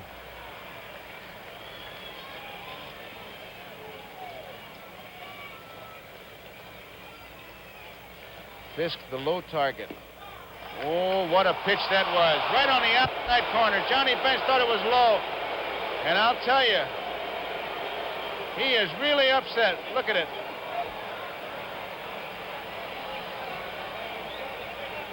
Carlton did a nice job of snatching the ball in a couple of inches. And he gave the umpire a good look. And John gave him a good speech. Fouls it back. I don't think you fool too many umpires these days by snatching the ball back in, do you? I don't think so either, Tony, except that when you don't make your pitcher look wild, Bench does it, Fisk does it so well, you get some of those. Left field, Beniquez loses his cap but makes the play. 2 away.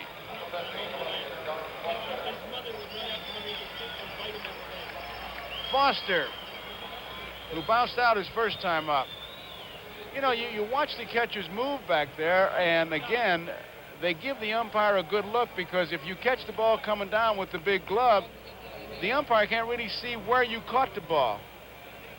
He sees the glove over the corner of the plate, and many times that's a factor. Drilled foul. The difference sometimes in a strike and a ball is if you catch the ball in the webbing or if you catch it in the heel. It could be maybe 6-8 inches in there. And if you got the glove coming down or closed off, the umpire really has to make a guess at it.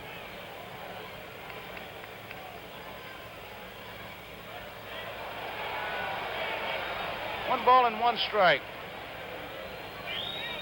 Luis Tiant, 5-2. The Red Sox are leading. They got 5 big runs in the 4th inning.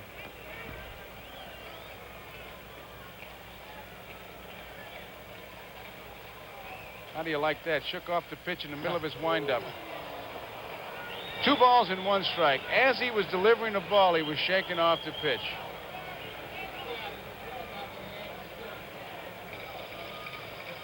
You gotta like this guy. Luis Tiant. High curveball, wants a new ball. He hasn't been back to Cuba in some 16 years. He said he would like to go. Everybody knows by now his parents are here, and they've seen him pitch great baseball through the month of September, Championship Series, and the first game of the series up in Boston. He knows how to pitch. Listen, his father knows how to pick off guys, too, I'll tell you that. If his father still got the move, I'd like to use him on the baseball world. Throw to first base and have the guy swing at it. 3-1 pitch, fouled off.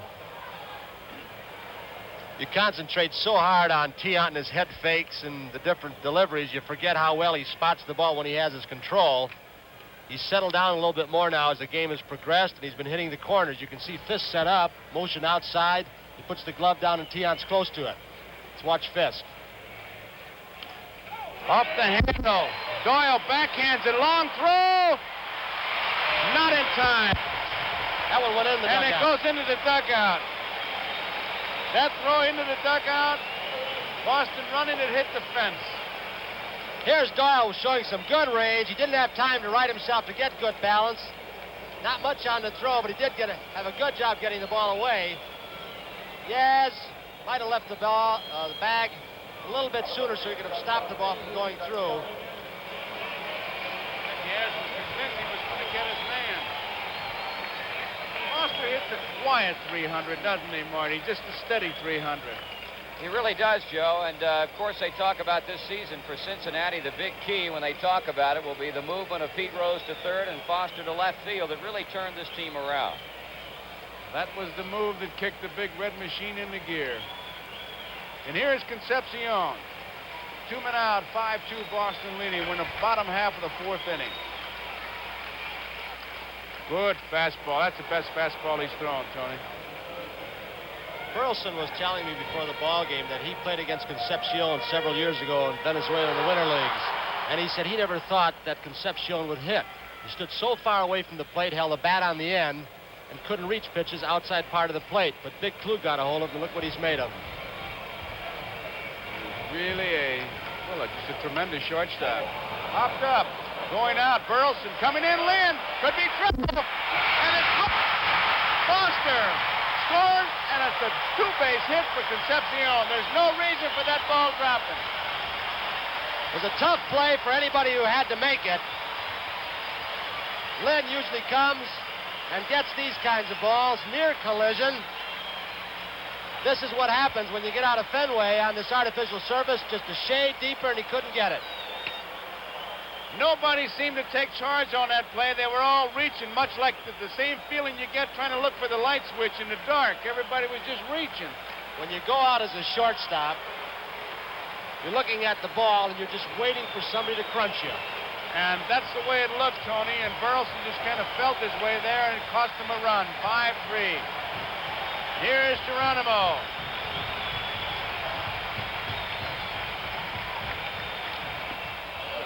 Strike one. Tiant made a good pitch. Concepcion hit the ball off the end of the bat. It was a little pop fly, and the three of them surrounded it. There's some action in the Cincinnati bullpen once again. There he is, the Hawk.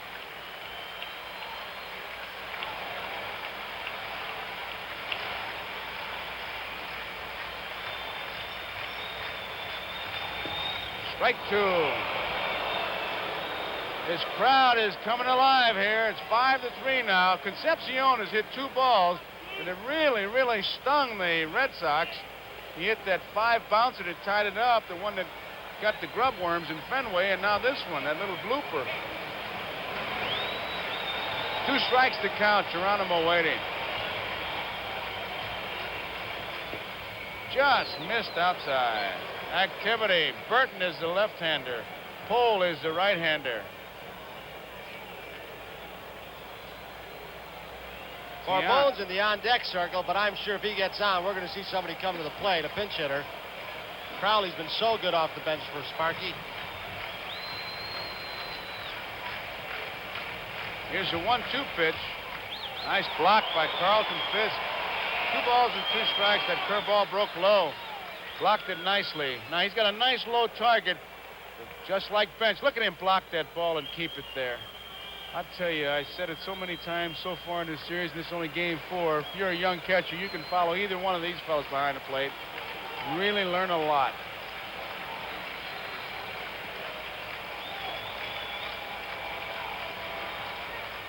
Fouled it back. Good fastball. You know, Joe, these 2 guys, you can talk more about catching than I can, obviously. These 2 guys prove that there's more to catching than they're just putting down fingers and throwing to second base. Oh, well, that's the thing when you go into talk contract. It's working the pitchers. It's blocking balls. It's blocking the plate. There's Concepcion at second base. Tiant. 5-3 Red Sox lead. Bottom of the 4th. A little looper down the left field line. Beniquez coming over. Can't get it. It gets by him. It'll be extra bases. 2 for Geronimo. He's heading for third. Here's the throw. It is not in time.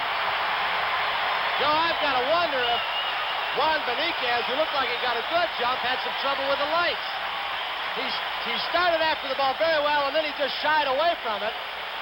You see again what happens in artificial surface as opposed to a grass field.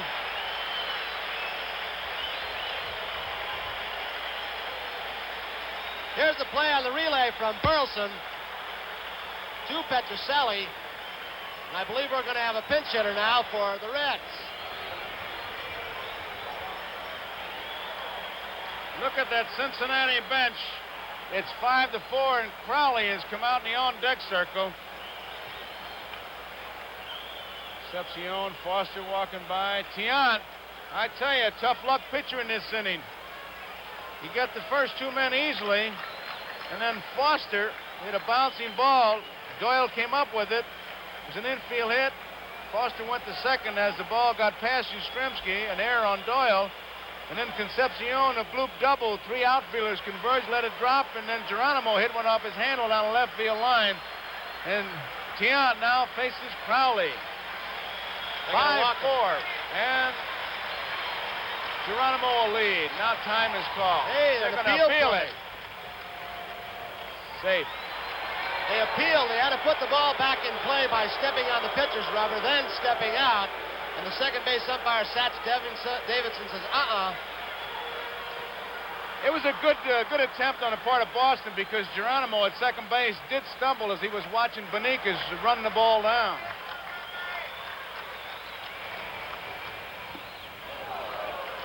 Good swing by Crowley. There's Geronimo. This is his first appearance. Played in his 1973 series for Baltimore. 0 for 1 as a pinch hitter. High, 1-1. Let's pause briefly for station identification. It's the NBC Television Network.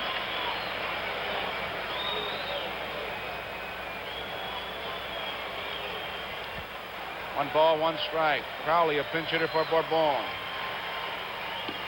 Strike is called a fastball.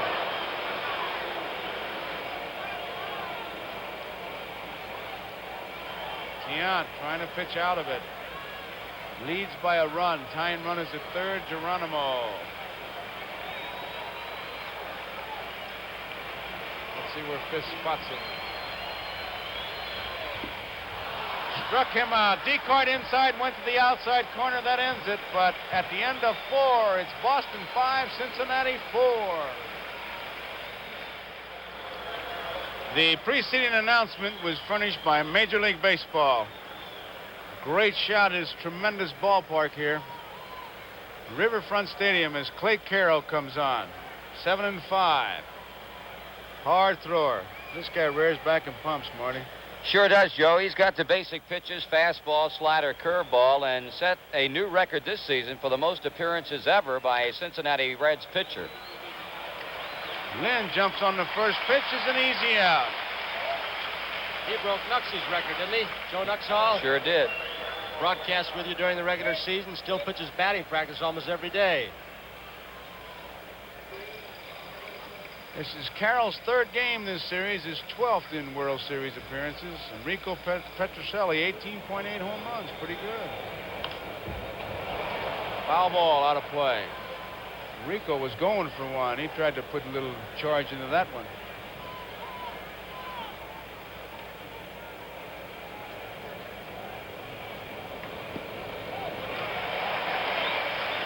Clay Carroll, strike 2. And there is Evans. What a clutch hitter he's been.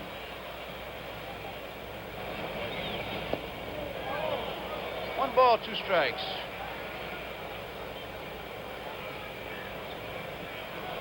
Carroll against Petrocelli. 2 hits in each of his first 3 games. He's got 1 hit tonight. Petrocelli out on strikes. Cut the outside corner. Although it didn't show in yesterday's ball game, the Reds just keep throwing quality pitchers at you out of the pen, and that's been a big plus for them all year long. Here's Dwight Evans, who hit into a force play and then triple in the 4th inning, a big triple. Drove in 2 runs. 4 for 12 in his series. He really drilled it off Carroll into right field. Carroll, although hit, goes over to first base. Hit right back at him. Bench calls time. He's going to check with the Hawk. The Hawk is stalking back to the mound. He doesn't even want to rub. He knows his Sparky will take him out. I'm all right. He got jolted pretty good. Couldn't see exactly where it hit him. He's not going to tell anybody yet. He wants to give me the ball. I want to pitch, that's all. Evans tried to say something to him as he was over at first base. To say, how are you? There's Larry Starr, the trainer. I tell you, as many guys they got in that bullpen, Tony, it's got to be a factor. And this guy's a real battler anyhow. Joe, I'll tell you, this guy does not want to come out of the game. In fact, last night when Sparky took him out, he went into the dugout, threw his glove up against the wall, and pretty much made it known that he was not happy at all with it. Let's look again. If we can see where the ball hits Clay Carroll. A vicious line drive, looked like a sinker, and you can see what a pitcher has. Absolutely no chance at all. Where'd that hit him? Hit him right in the La Bonza, right in the boiler. Up the hole. Right in the boiler. That is chronic heartburn where he got hit. Oh. Watch the ball now. He sees the ball, and then at the last minute, it's like he's got handcuffs on. See the ball? Now watch it. He'll look up. See him look up? He's protecting his face is all he's trying to do. Yes, sir. Got him right in the boiler. But he's all right. No, it wasn't the boiler. What was it? La Bonza. He got it. The Hawk is ready. All the folks down in Alabama where he's from, happy. The Hawk is okay. This is Burleson. Look at those statistics. 7 for 13. Time is called something, I think, of somebody threw something on the field, Frisbee or something. You know, I said this last night about Burleson, Tony. He's one of those guys that just doesn't take that big bite. He keeps nicking you. They want Foster to throw it, and he hands it to the ball boy. Burleson just keeps coming at you, coming at you. He did it all year.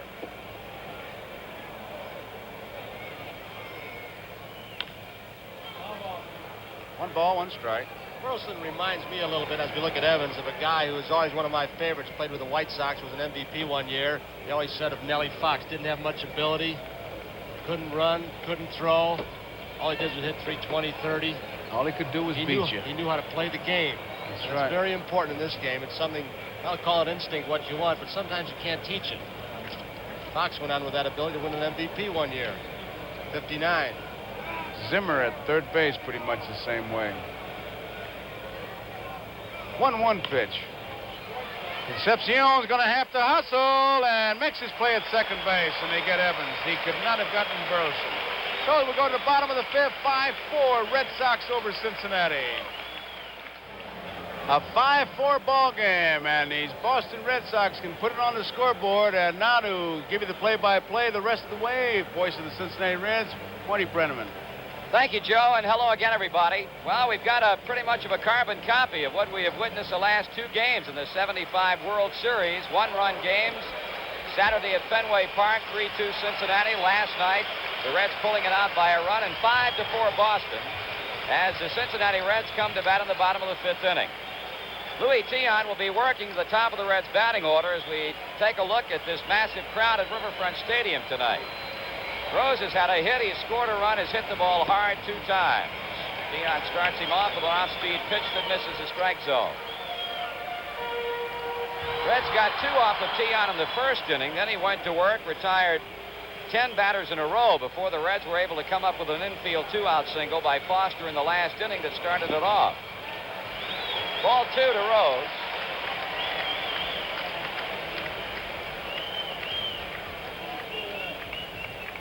On deck for the Cincinnati Reds is right fielder Ken Griffey. Pitch is foul back. Rose now 4 for 13 or 4 for 14 in the games played so far. Louis Tiant has allowed the Cincinnati Reds 6 hits, while Boston, who has continually out-hit the Reds, has had 10 hits. Cincinnati trying to battle back from behind after at one point leading 2-0 before that 5-run fourth inning. And Tiant a pitch away from walking Pete Rose. Rose checking out third base coach Alex Grammas.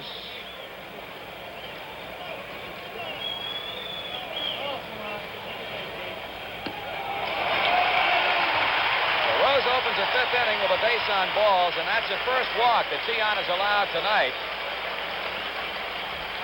Naked walk number 2. Joe Morgan getting a walk in the first inning. Carlton Fisk now going out to the mound to talk with Tiant, as once again manager Darrell Johnson is going to get some activity going in his bullpen.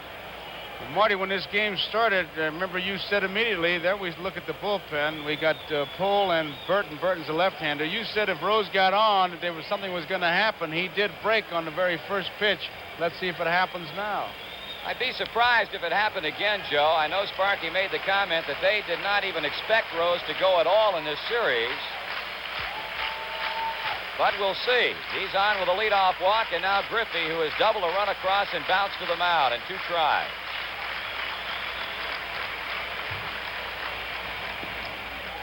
Full 1. Rose at first base doesn't have much of a lead at all. You can always measure it here in this ballpark by does he get a foot on the artificial surface. Rose does not. Yaz really gets off that bag to protect that hole when the pitch is on the way. You got to be careful with Tiant. He gets kind of tricky to first. He can surprise a first baseman. Here's a fly ball hit back into deep right field. Looking up is a right fielder, Evans, but now will make the catch. Trying to decoy Pete Rose, it looked like, as he sure was. took a glance up as if to try and make Rose believe the ball was going to be out of here, and then made the catch. He sure did. Pretty shrewd play, which didn't work. He's trying to make it look, as you said, Marty, like the ball's going out of the park. Thing I like about that, too, Tony, is after he decoyed, he still got himself in position to make that good throw. He's thinking all the time. Here's Joe Morgan with Rose at first, 1 out now. The Reds trailing the Red Sox 5-4 as Cincinnati bats in the bottom of the 5th inning. Tiant, perpetual motion out there. Breaking ball is high to Morgan. Rick Burleson, the shortstop for the Red Sox, shading Morgan towards second base. Get a look at the Boston infield defensively. Reds trying to get something going in the 5th inning. Throws a walk, a fly ball deep right by Griffey. And here's a man in Morgan you got to pitch to. Tiant right around the plate with that pitch, but Joe not having any of it. It's ball 2. Yastrzemski, with men on first base, had some signals with his pitchers whether or not they're going to throw over. At one time, he used to flap his glove if he wanted to throw, if he thought a man might be going. Again, the short lead by Pete Rose. Tiant needs a strike, and he now goes 3 balls and no strike. Louis throwing a lot of pitches in this ball game. Stan Williams, the Boston pitching coach, is on his way to the mound to talk with Tiant, who has already given up a walk to Pete Rose and is 3-0 on Morgan. Marty, earlier in the year, well, as middle of the season on, Tiant had back problems, as everybody knows. He also had a mechanical difficulty that Stan Williams, the pitching coach out there now, spotted on their video corner, their instant replay. He wasn't turning his back quite enough, wasn't getting the velocity, losing his control, so maybe he's picked something up. He's upset. Tiant is upset, and they're staying there with him. They're trying to settle him down. You saw Carlton Fisk kind of pat him. What you try to do in a thing like that is change the mood, whatever it takes to change the mood, because the pitcher remains the same, but if the mood changes, you got the man that you want out there. Pitcher's upset with himself. He's not worth very much. Tiant taking a little bit extra time as Stan Williams has gone back to the Boston dugout. The left-hander Burton, the right-hander Pohl continue throwing as Tiant needing a strike. Offers up the 3-0 pitch. Morgan got the green light, and that's something that you will see Sparky Anderson give him at times, but not nearly so much as Darrell Johnson. Dick Pohl, the right-hander, Jim Burton, the left-hander, throwing for the Red Sox.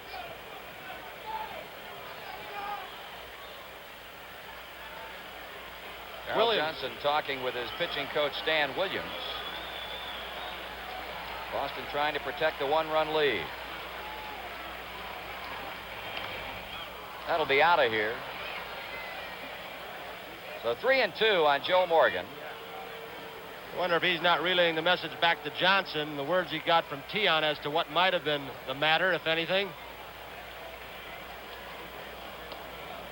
Used to call Williams the big hurt. He is so strong, he would come up behind you and grab you by the neck. You might be out for 3 days. Shake hands with you, dislocate 2-3 fingers. So Louis Tiant getting ready to throw a big pitch here. 3-2 the count. Rose breaking, and it's ball 4 high.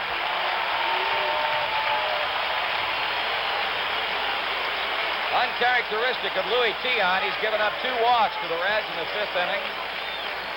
Now you head to the power part of the Cincinnati Reds batting order. Darrell Johnson with a decision. Do I stay with my best, the man who's done it for me in clutch situations? Do I go to a bullpen that is young out there right now? Pohl and Burton. He's going with experience. Well, here's a guy who's not had a hit in the series. The only regular for either club, Tony Perez, 0 for 11. Has bounced to short, has struck out swinging. Perez 0 for 12 in the series with 2 men on and 1 man out. Tiant starts him off with a fastball, and he missed with it. Interesting battle going down at first base between Morgan and Yastrzemski. Morgan keeps shuffling his feet, trying to get away of the view of Yastrzemski. As Yaz moves one way, Morgan looks back, gets in front of him. I think he isn't thinking all the time. Oh.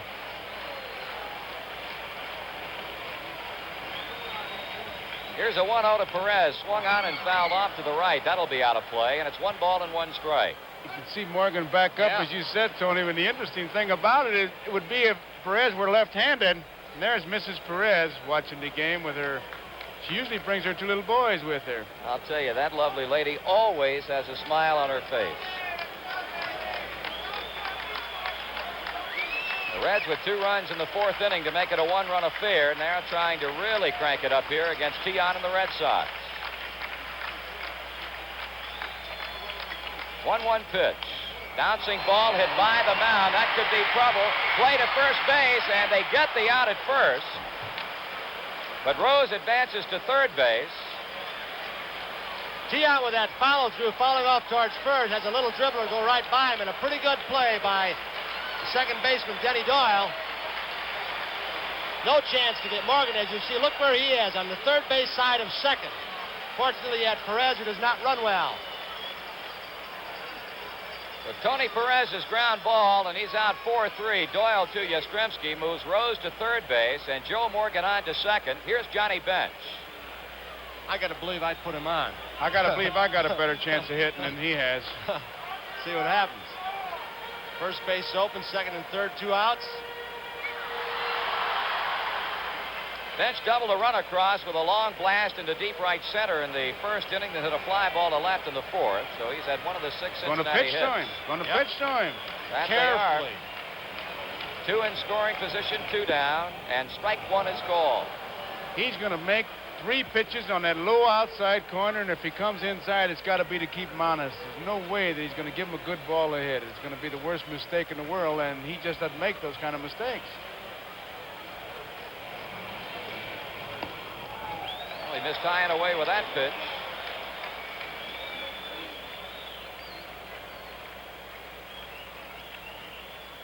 Bench with 3 RBIs in the series. Had a home run here last night to get the Reds off and winging. 1-1 delivery, high and inside. Joe Tiant unusually wild here in the 5th inning. Petrocelli at third had come in a couple of steps to shout something over to Louis Tiant. Now backing up to his deep position at third base for Johnny Bench.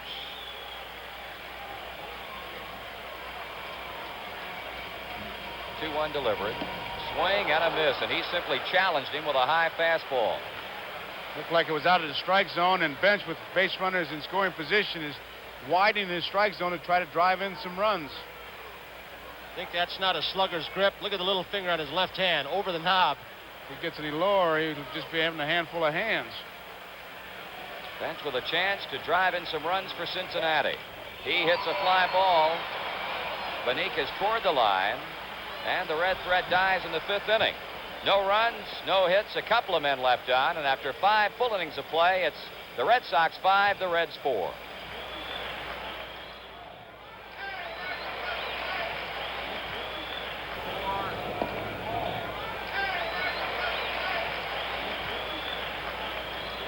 Clay Carroll against Louis Tiant, Boston 6th inning, and Tiant quickly behind 2 strikes to Carroll. Backs him out of there with a breaking ball up and in. Tiant has been on 4 times in the 2 games in which he's pitched. Tonight he has had a walk. He's also singled and scored a run. Strike 3 is called, and plate umpire Dick Stello had to think about that pitch for a moment. That's the 2nd time that he's done that tonight. Louis doesn't like it. It's a curveball that didn't back him out too much. He's on his heels. The speech that he makes here is the speech that all pitchers make as we watch it once again. Yeah, we almost, they say, when I'm hitting, you call it a strike. When I'm pitching, you call it a ball. You've heard it, Tony. Here's a ground ball to third. Rose stumbles, rights himself, and very quickly 2 down for the Red Sox. Here's Pete playing way up in front of the bag in case Benitez had attempted to bunt. Pepper Martin. Pepper Martin. In the chest, off the shoulder. I kind of believe he might want to get away from those seams, too, Tony. It could be a bad hop. Dennis Menke had one of those around the cutout part, the sliding pit. Now Denny Doyle with 2 out. He's hitless tonight and 3 times up, and the first pitch is a ball inside to him. Carroll working his 2nd inning in relief, and he's a 3rd Cincinnati pitcher. Norman Bourbon and now Clay Carroll. 1 ball and 1 strike.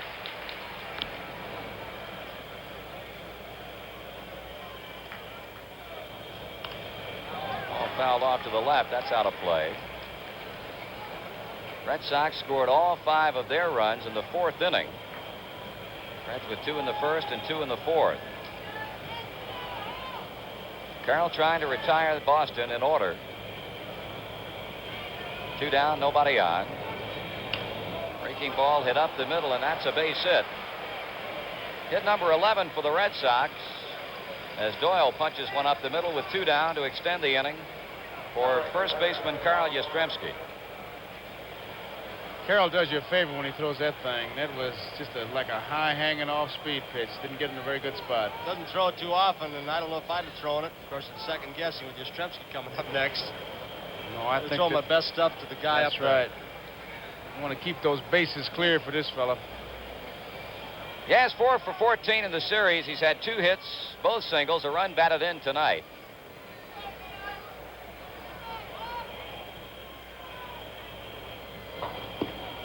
Strike call. Reds infield putting somewhat of an overshift on Yastrzemski. Joe Morgan playing deep behind the back white line at second base. Concepcion pulled toward the second base bag and rose well off the line at third. Tony, we talked about Yastrzemski's sock on his left leg having a hole in it. He shifted. It's now on his right leg, and it's on the inside. He's going to snap that slump is what he's going to do. That losing streak. See it? There it is.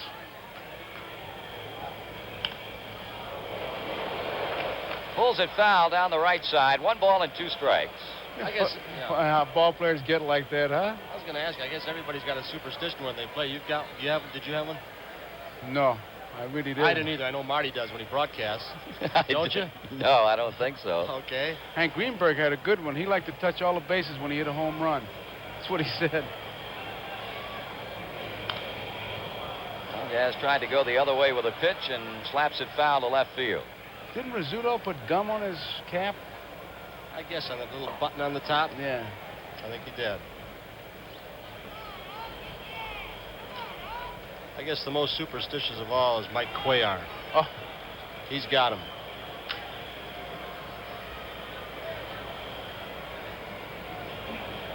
Carroll working. 2 balls and 2 strikes. Talked about the Reds infield defensively. In the outfield, they are giving Yastrzemski a lot of real estate in left center. Geronimo pulled well into the gap in right center field and playing him very deeply. Well, Carroll getting 2 quick outs, but now has run into 2-out difficulty after giving up the base hit to Doyle. He will be throwing 3 and 2 to Carl Yastrzemski. They look like they're trying to force Carl to pull the ball, but that high and inside pitch is a ball that Carl can power to left center field.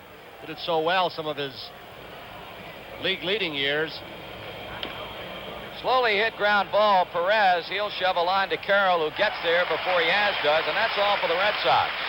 6th inning, no runs, a hit. They leave 1 man on, and after 5.5, it's Boston 5 and Cincinnati 4. Defensive change for the Boston Red Sox. Rick Miller has gone into play left field, a left-hander replacing Juan Benitez. But Darrell Johnson going to his bench in hopes of getting a little bit better defensive work out of that left field spot as Miller replaces Benitez, and George Foster will open up the 6th inning for Cincinnati. 5-4 score, Boston leading as the Red Sox bid to draw even in the 1975 World Series. Foster 1 for 2, had an infield hit that got the Reds rolling in the 4th inning. Scored 2 times off Tian in that inning. And Louis all set to go to work here. Pitch is missing outside and high.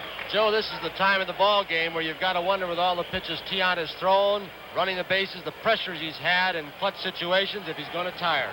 We'll watch him closely. Rick, fly ball to left center field. There's Freddie Lynn under and makes the catch. And as Foster leads off the 6th with a fly ball, the Reds get further activity underway in their bullpen. Young man who has won the 2 games that Cincinnati has chalked up in this series, Raleigh Eastwick. You know, Tony, watching Tiant work, and just to what you were mentioning before as Eastwick continues to throw about is he tiring, the one thing you can't measure is the man's heart. You just don't know what competitive fires are in there. You go by past reputation. And, brother, you know this guy has got some kind of credentials. One down, 6th inning for Cincinnati. Davey Concepcion, the hitter, he had a bloop double into shallow left center field, hit off the end of the bat in the 4th inning. Drove in a run, shortens up on the bat and takes a breaking pitch. Marty Allen Roth charts every pitch, and he tells us that Louis Tiant threw 100 pitches in the first 5 innings. And that's a lot. Louis getting a new baseball from plate umpire Dick Stello. I thought Concepcion was going to hit it for a minute. It was hard to tell. He was asking for a baseball or come up with a new pitch. Check swing foul. A pitch up and in. He was bailing out on it. It's difficult for a pitcher to be considered a team leader. But Tiant is by many of his teammates. Even though he's a pitcher, sees only 4 days of action. Way inside as the ball really rides in on Concepcion.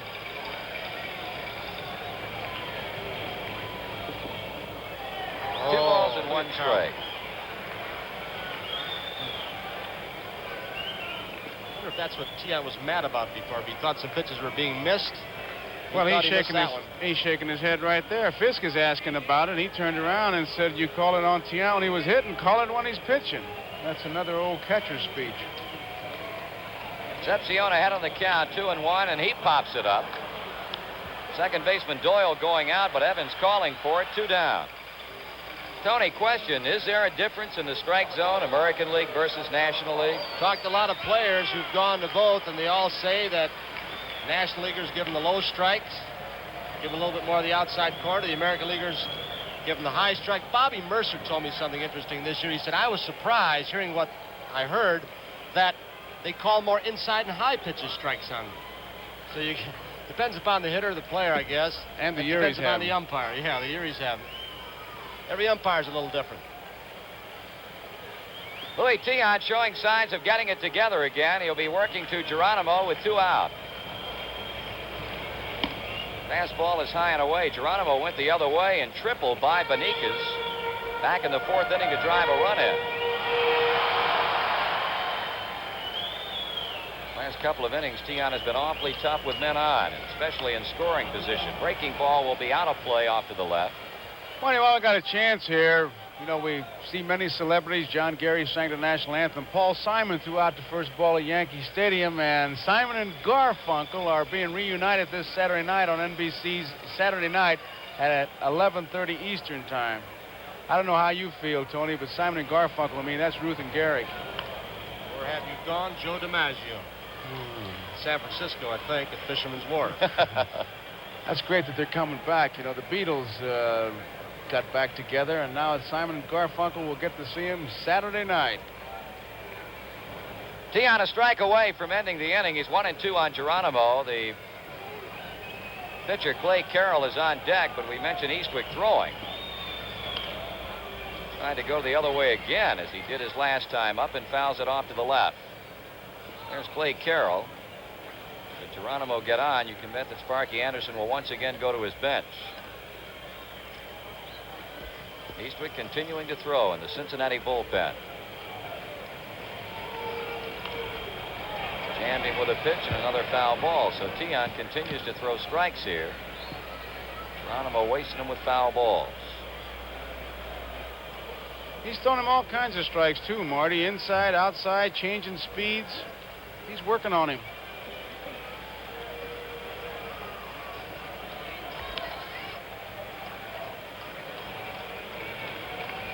Okay, the 1-2 pitch again.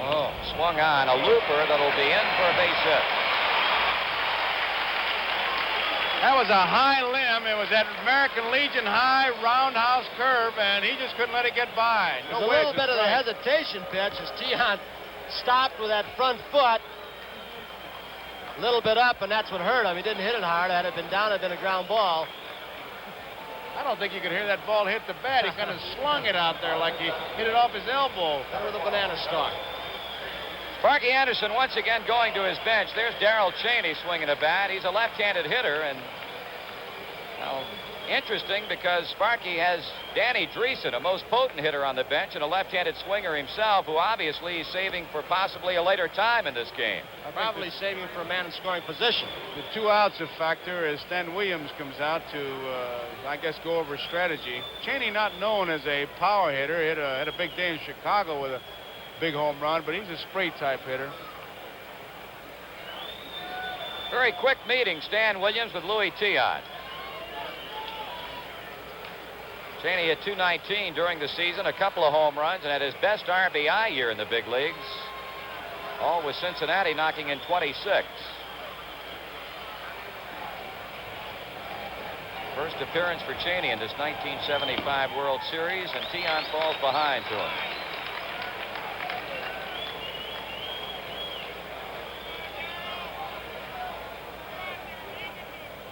Geronimo had 13 stolen bases during the year, caught 5 times.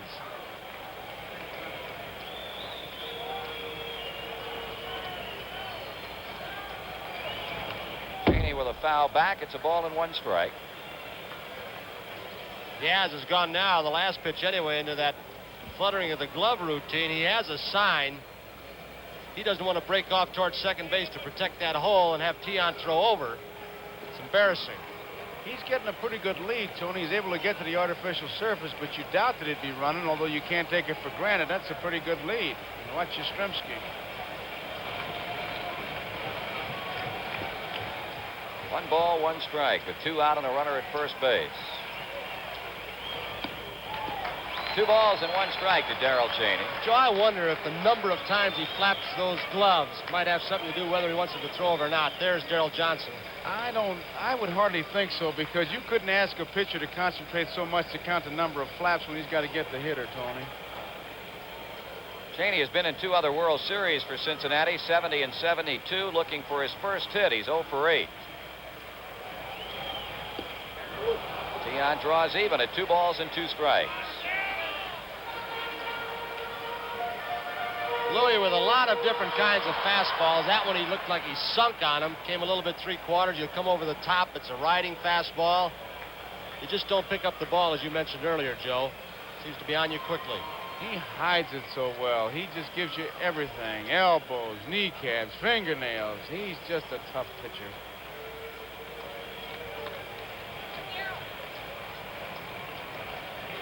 Well, he goes over to first base for the first time with Geronimo over there. Yastrzemski having to reach back across the runner coming in to take the throw. And that head fake is what made that play. He went up with his head and then quickly wheeled and turned, and Geronimo had to really scamper to get back. Darrell Cheney pinch hitting here in the 6th inning for pitcher Clay Carroll following Geronimo's 2-out single. And he struck him out, and that's all for Cincinnati. Right on the target. No runs, 1 hit in the inning. No errors with a man left on, and after 6 falls, the Red Sox 5 and the Reds 4. Here's that last strike. Look at Fisk giving the target. Now watch that ball, how close it gets to that target. Boy, he's got great control. That is a tough pitch to handle, low outside. Fisk gives it to him right there, and he hits it. New Cincinnati pitcher is right-hander Raleigh Eastwick, and this is a young man that Sparky Anderson went to many times during the season, and he has carried over that pattern here in the World Series. Right-hander from Haddonfield, New Jersey. Eastwick 5-3 during the season with a .260 earned run average, and as we mentioned earlier, he has already chalked up 2 victories in the series for the Reds and has a chance to become the first relief pitcher ever to win 3 games in one World Series. Tied 3 relief pitchers by winning 2. The others, Jesse Barnes of the Giants in 1921, Hugh Casey of the Dodgers in 1947, and most recently Larry Sherry of the Los Angeles Dodgers in 1959. Carlton Fisk leading off the 7th for Boston, who leads in this game 5-4. Fisk has had a single, a run scored, and 3 times up. Eastwick giving up the game-tying homer to Evans in the 9th inning last night, and then the Reds coming back to win the game. Here's a pop. Tony Perez waiting.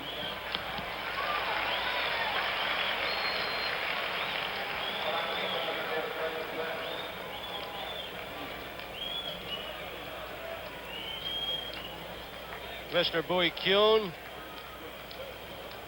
Joe Cronin up behind him. Mrs. Cronin, who is an avid baseball fan, obviously, and she keeps the most complicated scorecard I have ever seen.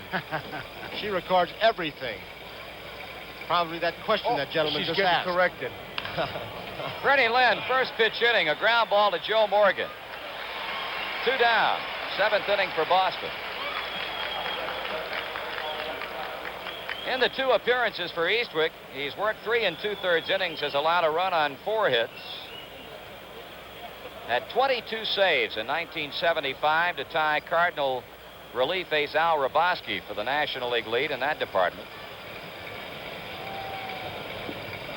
Petrocelli the batter, and it's strike 1. Red Sox have out-hit the Reds 11-7. Each club has committed an error. Boston leading 5-4. They came with that good fastball, and I'll tell you, he's got a dandy. He really threw that one hard. He is just firing good old country fastballs.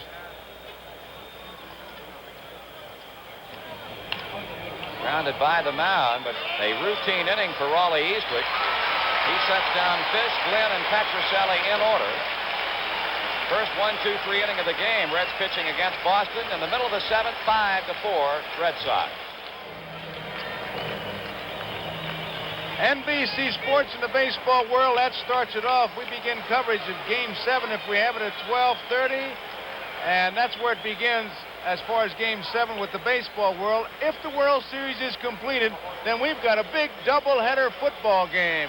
1 o'clock, Baltimore, New England, but Miami and the Jets, Greasy against Namath. 4 o'clock, Oakland plays Cincinnati, and of course Grandstand will be before and wrapping around all the NFL action. That's next Sunday. If there's a 7th game, we begin at 12:30 with the baseball world. Otherwise, 1 o'clock football, but 12:30 Grandstand. Louis Tiant will work to the top half of the Reds' batting order here in the 7th inning, and Pete Rose with a foul strike on Tiant's first pitch. Rose is single. He's lined to center. He's also had a walk. Darrell Johnson, who has kept the fires burning in his bullpen here in the last few innings, is going with right-hander Dick Drago.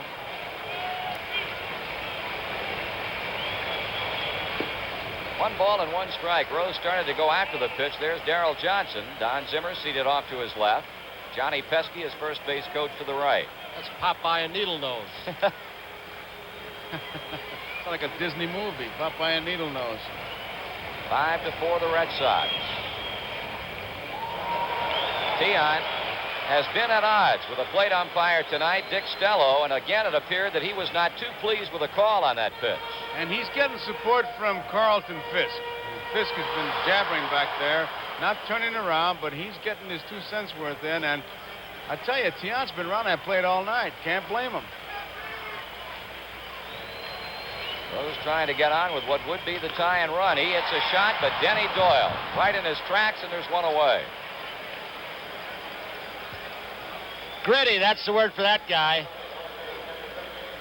Here's Rose. Look how close in Fisk is to him, Joe. He's way up underneath him almost. Really hit the ball is. hard. You know, we talk about not being in agreement and all that, but these umpires, you got to tip your hat. All first time in a World Series, and they umpire that ball under tremendous amount of pressure. Kenny Griffey, the batter. 1 out in the 7th inning for Cincinnati, and there's Doyle again getting in on the act. 2 away. Joe, Dick Stallo, the man behind home plate, is actually an instructor at an umpire school. He teaches umpires. Joe Morgan has been on twice. He's both times reached with walks. In the 1st inning, also in the 5th. Fly to left field, his only official at-bat. Tony, here's your pet play where Petrocelli guards the line to 3rd, and a lot of room between him and Burleson, and I don't believe that Morgan could hit a ball between him and 3rd. Marty, I'll bet you haven't seen Joe Morgan hit a ball right down the 3rd base line all year long, have you? I can't remember him ever doing it this season, Tony. Now look at the room he's got. If he dribbles one between short and 3rd. He's giving him the left side of the infield. 2 balls and no strikes. That makes it awfully tough on a shortstop, because if there is a ball with Morgan's speed hit to his right, he's getting no help from the 3rd baseman. He's not going to get him. There's no way he can get him. And I can't picture a 3rd baseman having to guard the line if you got your shortstop way over. Well, Morgan content to wait him out. So, as you said, Tiant continually right around that plate. He's not missing by much. He's shaking his head. He thought that was a strike. Tiant has walked 3. He has struck out 3.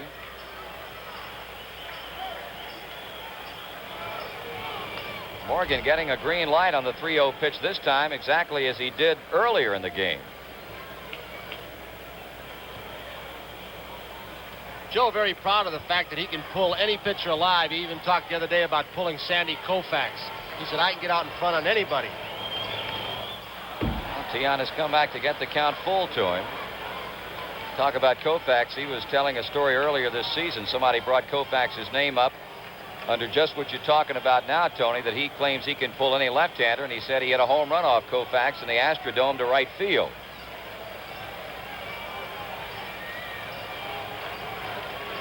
Three-two pitch. He hits one and hit it a time. But Freddie Lynn will be there, and that's all for the Reds as they are retired in order in the 7th inning. 3 up, 3 down.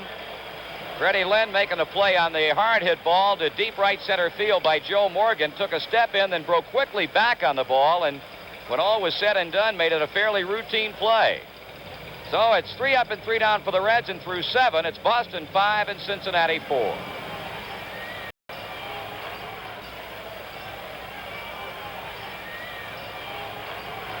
8th inning for the Boston Red Sox, who are trying to hang on and claim a 1-run victory over the Cincinnati Reds, and this is the 4th game of the World Series. Dwight Evans, Rick Burleson, and Louis Tiant scheduled batters in the inning.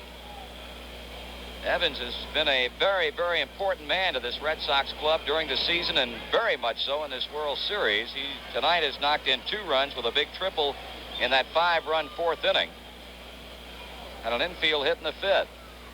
Eastwick with a 1-0 pitch. Got him going after a pitch down and away. Eastwick doesn't get too fancy when he's got that ball behind him, Tony. He kind of goes in with a pretty much a conventional direct route into the grip as far as getting that ball into the glove. Shows you a lot of it. Yeah, I've never seen him throw an off-speed pitch. He seems to be power all the way. Fastball up.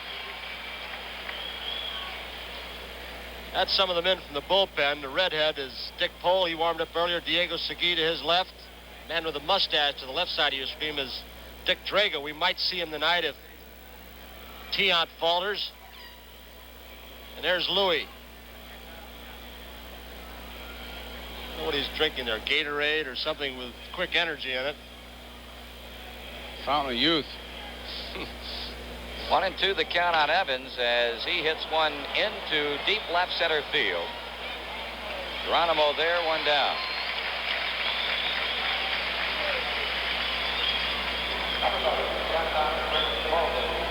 Here's a shortstop, Rick Burleson. He also had a run-scoring base hit in the 4th inning, a double to left center field, his only hit tonight. Quite an impressive figure there. 78 times he has struck out in 2 seasons with this Boston team.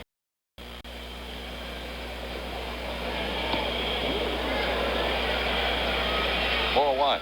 Burleson uses that little rubber donut type device on his bat. Some of the players use it who choke up on the bat as he did to give it better grip. Closed his eyes. Well, he thought he was going to get hit by that ball. He thought he was going to get that. Sure did. Whoop. Don Zimmer leaving the artificial turf on that shot to third. 1 ball and 1 strike. Popeye. Cincinnati native. As a fellow knows what it is to get hit. Oof.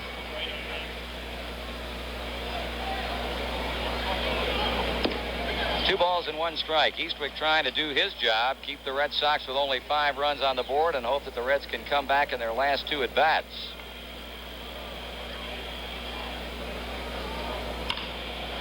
Rose glove side. 2 down.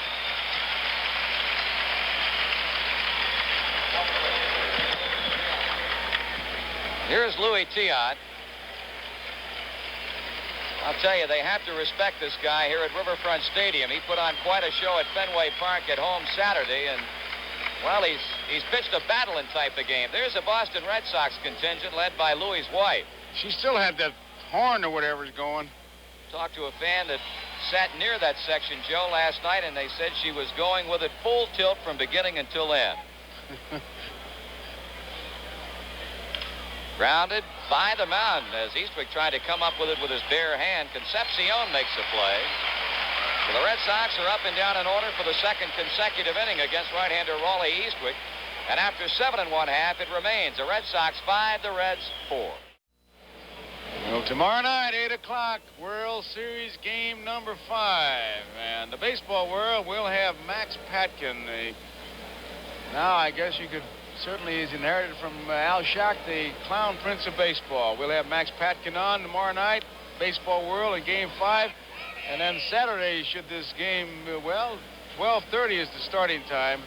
I think the best thing to do is at 12:30, flip your dial to NBC on the weekends, and you're going to have yourself a big sports afternoon. If Game 7 is around, you're going to have the World Series in football. And if the World Series is over, you're going to have a doubleheader football schedule. And check your local listings. Got some great games up. Greasy against Namath is one of them. And Oakland, what happened to them? Against Cincinnati. So flip it to NBC, and you'll be right there. Well, there's a bit of encouragement for Louis Tiant, a sign hanging off the facing of the second deck in left center. Time running out for the Cincinnati Reds in this game. Tony Perez opening up the 8th inning, still looking for his first hit. Strike one call. He's 0 for 13.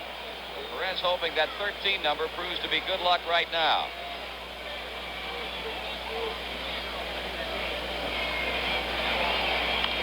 Look out.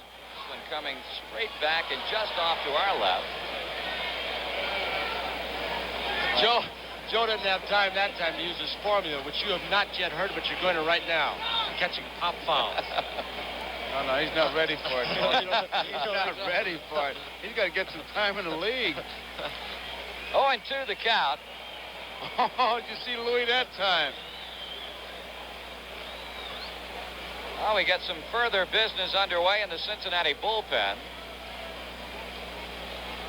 Tiant prepares to throw the 1-2 to Tony Perez. Here's a fly ball hit back into left center field as Miller is there, and there's one down. He dipped on this one. Just watch his head. Now, if you're concentrating on the man's eyes, watch what happens. He's looking at you. Down he goes. Around he goes into left center field, and here he comes. He's amazing, amazing. Johnny Bench with one out. Doubled and 3 times up, has hit fly balls twice to left field.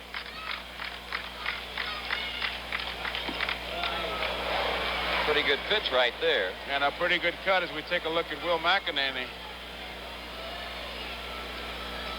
Sparky Anderson has used one of his young Lions, Raleigh Eastwick, tonight. Still the Cincinnati pitcher, and McEnany working. Pops him foul, but out of play.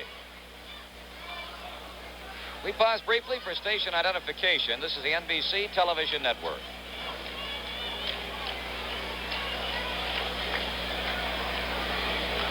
Tiant has given the Reds only one hit over the last 3 1/3 innings at the single by Geronimo in the 6th inning.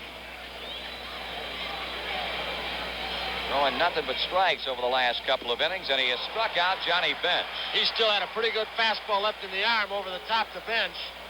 That was a good fastball, Joe. Yes, it was, and the one he threw before him, he just matched strength against strength. Bench had a good cut, didn't connect, and he came right back, came from over the top and challenged him. I go back to what I said earlier, Tony. I tell you, when you look, if you could look inside a man, you would have a pretty good yardstick. With the credentials this fella has, you know he's got heart. His arm may be tiring, but he's still coming at you. Foster with 2 down as you take a look at Louis Tiant.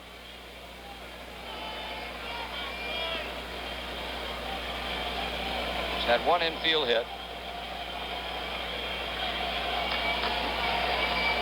And as per habit, Foster taking a lot of time getting into the batter's box. He's ready. So too is Tiant.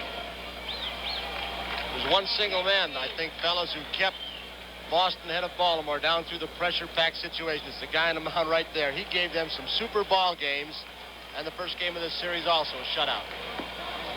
Strike is called. I'll tell you, the way he's pitched against Cincinnati, I think Darrell Johnson would probably like to be able to throw him out there every day. If it goes 7, you know who's going to be on the mound for the Red Sox.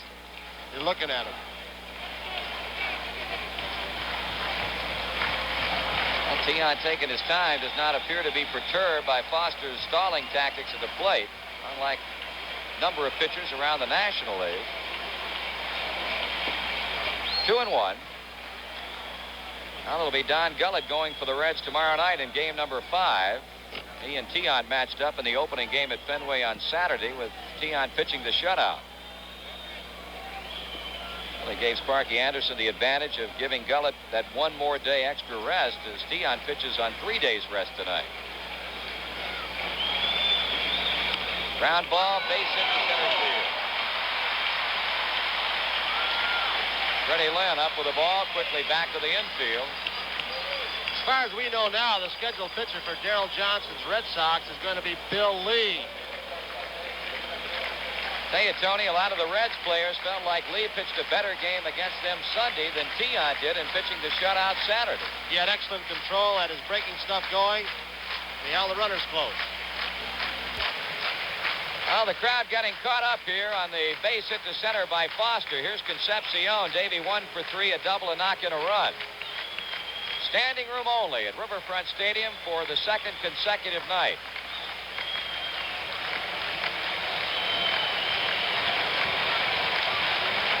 Reds now with 8 hits. Boston has had 11. Nobody has scored since the Reds struck for a pair in the 4th inning.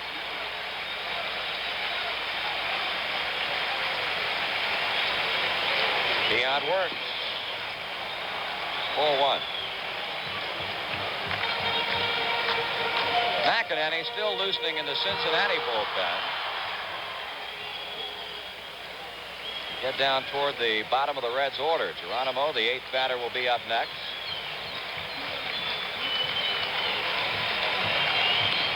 Here's a fly ball. That's got a chance. Nope. The right fielder Evans quickly over to make the play, and Concepcion and the Reds are retired in inning number 8. No runs, a hit, 1 left.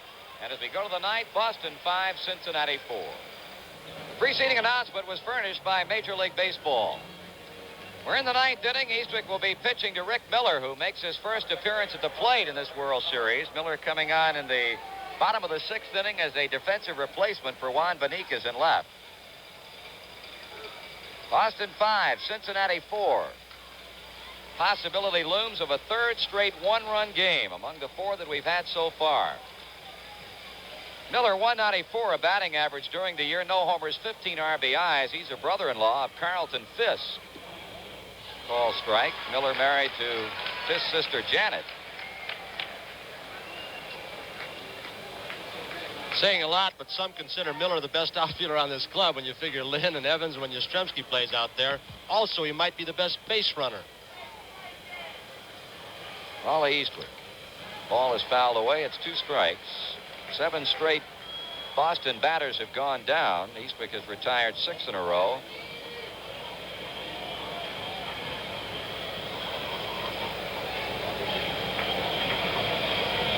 Good look at, well, I guess you could call him a baby-faced Raleigh Eastwick.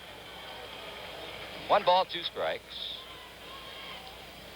Joe, are you like me? Several times during these series games, I've wondered what the difference Jim Rice might have been in this series. Oh, you have to think that. You have to think that. And you have to wonder what's running through his mind. What a disappointment, unfortunately. Here's Morgan playing back behind second and got enough on the throw to get the speedy Rick Miller. 1 down.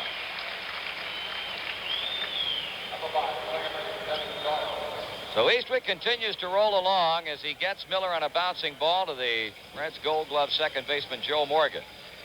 Marty, is Eastwick the youngster? I may have him mixed up. Who was Porter saying he doesn't get nervous, but he's got a brother who does all the worrying? He's the one, Joe. He's got a twin brother. And he's the worrier, the yes, twin brother. Not Raleigh. He said that ground ball to second, said he has never, ever been worried in athletic competition, ever. And he is most emphatic about it. So when he wants to worry, he calls his brother. Gets him on the telephone. Designated worrier. The DW. The old DW. The old basic DW. Here's a veteran, Carl Yastrzemski, with 2 out, 4 for 15. 2 hits tonight, including a base hit that knocked in a run. Red Sox bunched him 5 runs, all of their runs, in 1 inning, and had 6 of their 11 hits in that 4th. Carlton Fisk is on deck.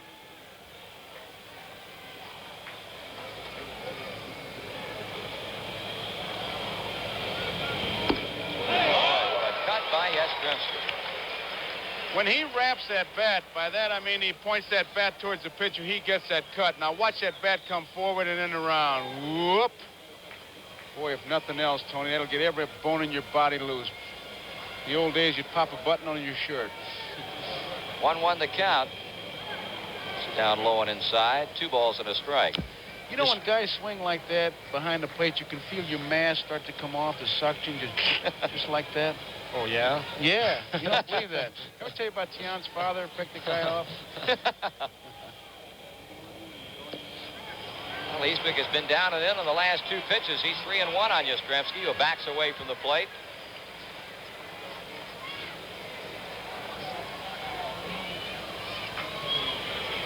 Talk about concentration at the bat. One of the great assets any hitter can have. Watch Yastrzemski's concentration. Bouncing ball foul back of the plate. It's 3 balls and 2 strikes. He has had some different kinds of years. 40 home run years, league leading years. This year he suffered from the All-Star game on, hit almost 200, but it was due to a bad shoulder. But when it counted, come September, he got some big hits, and we saw the great plays he made earlier in this series. Stays alive with a foul back. We look ahead to the bottom of the 9th for Cincinnati. Geronimo to lead it off, then a pinch hitter for Eastwick, and back to the top for Pete Rose. You talk about the All-Star game, Tony. How about that home run he hit in it? I thought he's the MVP. He got the team back in. I'm glad he's Polish. You're probably... No, I'm happy he is. I know he is. He's on with a walk.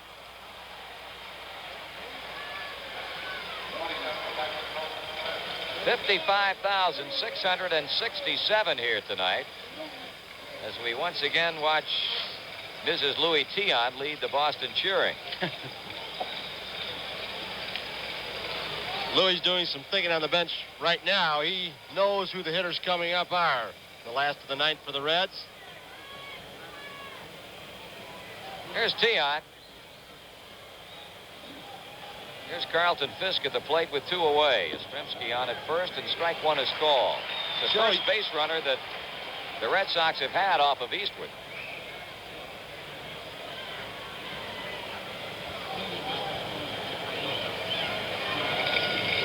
Fisk has singled in 4 times. Towering fly ball. Concepcion calling for it. Foster behind. David has it, and that's the inning. No runs in the 9th for the Red Sox. No hits. No errors. A man left. 5-4 Boston after 8½. Louis Tiant 3 outs away from picking up his 2nd World Series victory of 75 as Sparky Anderson goes to pacing in the Reds dugout. Joe, you've caught last halves of inning in World Series competition. What's on your mind right now if you're catching Tiant? Well, pretty much what you said about who the batters are, what you're going to do, and make sure that you realize that he's still got that good stuff and you don't let your heart, your emotions take over for you. This is where the guts comes in, that if he starts to lose it, you're going to have to tell somebody. Cesar Geronimo will start it off as Jim Burton and Dick Drago, a left-hander and a right-hander, start throwing. Geronimo has had a couple of hits. You can hear in the background, this crowd wants some action. Swung on, a shot hit down the right field line, but a foul ball. The defense is an interesting one to me, Tony. Petrocelli at third base is actually guarding the line more. You'll see Petrocelli there than Yastrzemski at first base with Geronimo, left-hand batter up there. Geronimo bunt very much. No, he doesn't, Tony. He's not a good bunter. A lot of times a third baseman will guard the line so he has a better angle at a possible bunt. He is extremely overcharged at third base bag. Quickly, 2 strikes out in front. There's Rico. Joe, you talked about a catcher's thoughts the last half inning. I know that an infielder, the Red Sox infield in this case, has a lot more pressure on them right now than if they were in their own home park. When you don't have your last bats, you're a little bit more intense. On deck for Cincinnati, a pinch hitter to hit for Raleigh Eastwick. Young man who's involved in a very controversial play last night, Ed Armbruster. Geronimo, 1-2, trying to get on. The Reds trailing by a run in their 9th inning. Foul back. Mentioned the two pitchers throwing in the Boston bullpen, Burton and Drago. The Reds also have some business underway.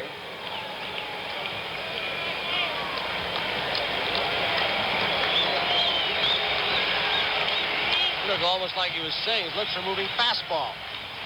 Here's a pitch. 2 balls and 2 strikes. You see that? Yeah. Close up, he looked like his lips said fastball. He had his thoughts go right to his mouth.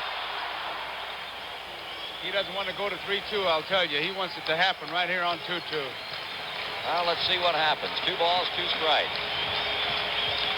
Line drive.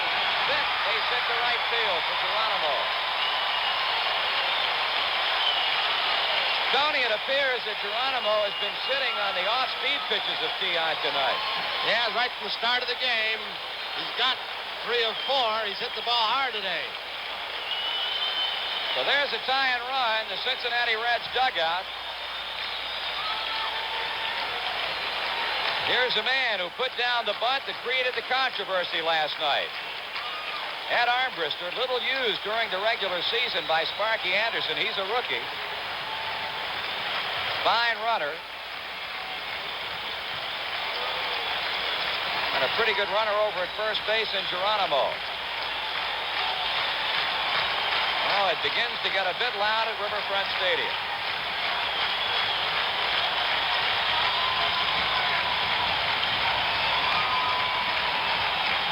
Here's a pitch, a ball bunted foul off the first base side. Wonder what's on the home plate umpire Dick Stella's mind right now.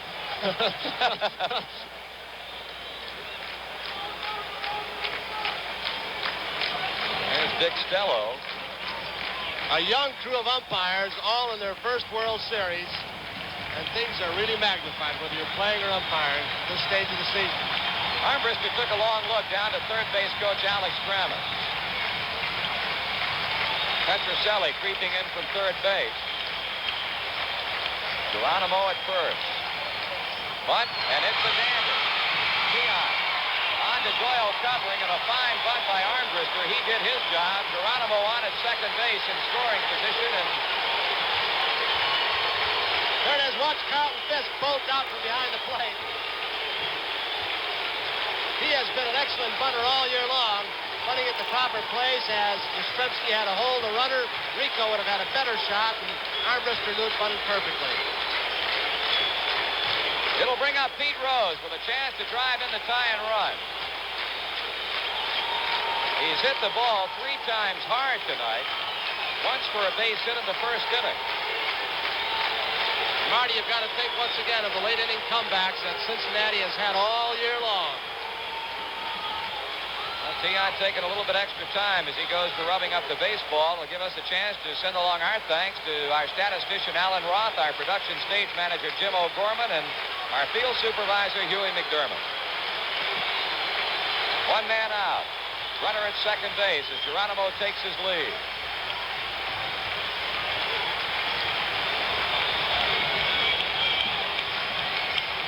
Tiant with a look. 4-1.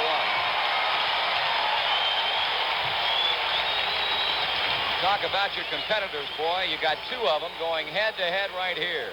That you have, and you know that in that computer mind of Tiant's, he knows what Rose hit every time he's been up there.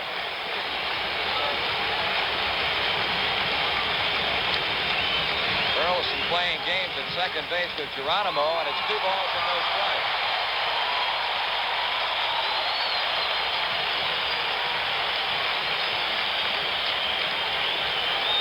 Tiant, calm, cool, and collected.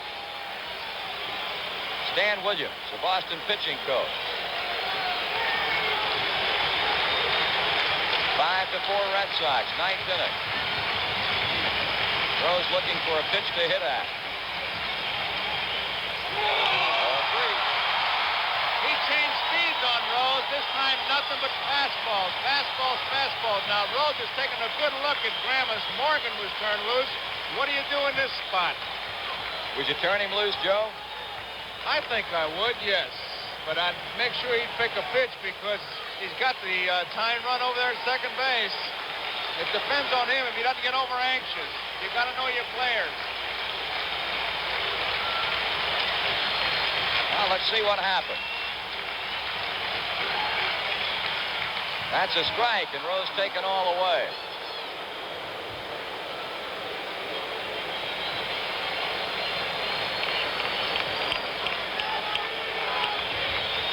He must be nearing the 200 mark in pitches thrown. He's got to be a tired man, but Joe, you said it so well earlier. What's inside that man? Now we've seen it. We all know what's inside him. 1 out, 1 on, 3 and 1 on Pete Rose. Geronimo out at second base. Burleson continuing to play games with him. And there's ball 4. Darrell goes with percentages. He's going with Burton, a youngster. But I'd hate to have, well, I'd like to have the experience of Tian out there. Talk about things pulling in different directions. Which way is Darrell going to go? Well, Darrell is talking to him, and I'm sure the way he gives him the answers is going to decide it. He's going to leave him in. Going with his best, even though he might be tired. Burton and Drago. Drago the right-hander. So the decision has been made by the man who makes them for the Boston Red Sox, Darrell Johnson. Tian will remain in. And the hitter for Cincinnati will be Ken Griffey. Griffey strolls plateward. He has had a hit, a double, in the first inning to knock home a run in 4 times. Geronimo began the inning with a base hit, Armbruster with a sacrifice, and Rose with a base on ball.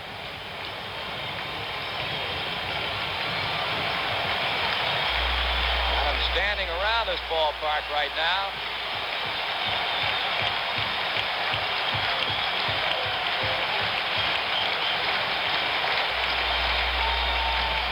Tian, Ken Griffey. Tying run at second. Go ahead, run at first. Ball 1. Speed at second, great speed at the plate, and at first base, and Pete Rose, a guy who can really bust you up if there's a double play attempt. He'll get a good break off the bag, as Yastrzemski's not holding him on. We've been on first and second. Reds threatening in inning number 9.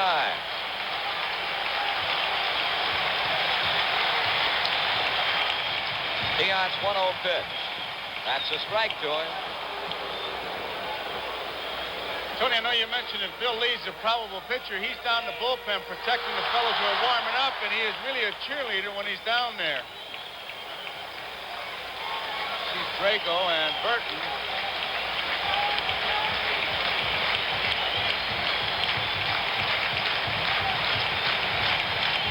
One ball, one strike. Ken Griffey. Louis Tian.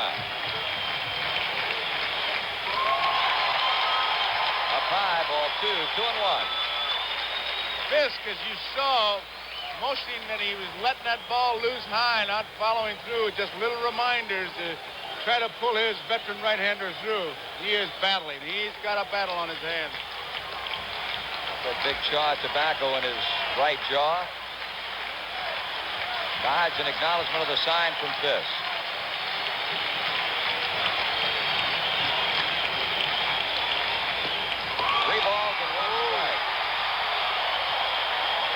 The most important pitch of this game about to be delivered. He loses Griffey. He'll have the bases loaded, the winning run in scoring position, and Morgan at the plate.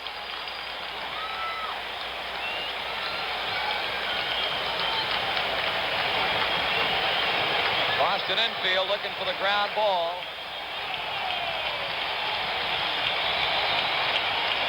Here comes a 3-1 pitch to Ken Griffey. He bounces first base side, and it's a foul ball as Jazz steps across the line to scoop it up. So Geronimo will head on back to second base. Pete Rose takes a slow walk back to first. This crowd really coming to life, and the noise just increasing with the closeness of the pitch. And yet the concentration, I'm sure, of all the ball players out on that field might as well be playing in the middle of a desert. Look at Sparky. Griffey's going to make Tian wait just a moment before moving back into the batter's box.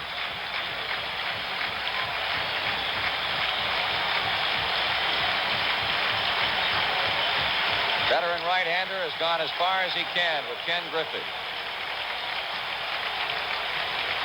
3-2 the count. The payoff pitch. Fly ball hit well to center field. Lynn racing back. He will make the catch. What a catch by Freddie Lynn. Geronimo 3/4 of the way down to third, and Fred Lynn has just turned in the defensive play of the game. This is one super play by Freddie Lynn under pressure as he just turns his back. He had a long run. He lopes after the ball with that great style that is already familiar, I'm sure, to all of our viewers. He keeps it to the open side. Not once did he turn the wrong way and makes a tremendous play under some kind of pressure. And Geronimo at second base, 3/4 of the way down, has to go back. Well, Geronimo, thinking that ball was going to be in there, missed an opportunity to tag and move to third base as the second out is recorded. That's the kind of play you want to tag up on, because if it does go over his head, you're going to get third and you're going to score off the wall. His speed, he'll walk. And if he's on third, you got some chances. With Morgan up, a wild pitch, a balk, a lot of things can happen if you're on third. It's just more pressure for the defense. Here's a man who has not had a good World Series. Joe Morgan, 3 hits and 13 tries, and he's 0 for 2 tonight, although drove in the winning run last night. He is the last reigning hope for Cincinnati to try and keep the 9th inning going.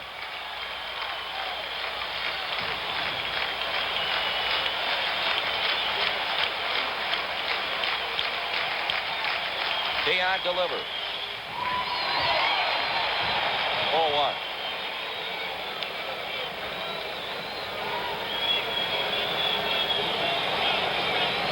Geronimo at second base. Pete Rose at first. Single and a walk got him there. Freddie Lynn with some kind of play on Ken Griffey.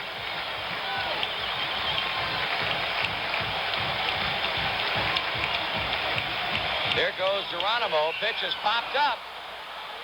And that should do it. Yastrzemski and Boston has taken the 4th game of this World Series. In the 9th inning, the Reds' threat goes by the boards as Louis Tiant is mobbed by his teammates. The win tonight ensures that it will go back to Fenway Park as they defeat the Reds 5-4, the 3rd consecutive one-run game. Well, the grittiness of the Red Sox show today, hanging tough. Louis Tiant, a clutch hit, triple by Evans. A big inning when they scored 5 in the 4th.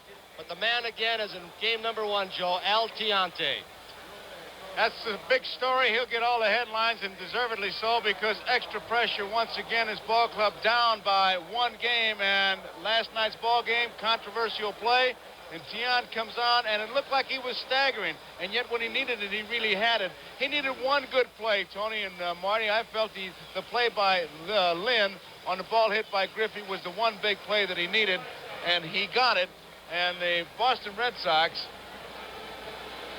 make it 2 games apiece now, and he is really mobbed. There is Tony Conigliaro, now a sports broadcaster, talking to Luis Tiant. Well, it's tied up at 2. We go to game number 5. Bill Lee, the left-hander, he pitched a good second ball game up in Fenway Park, and we'll see Don Gullett, 2 left-handers.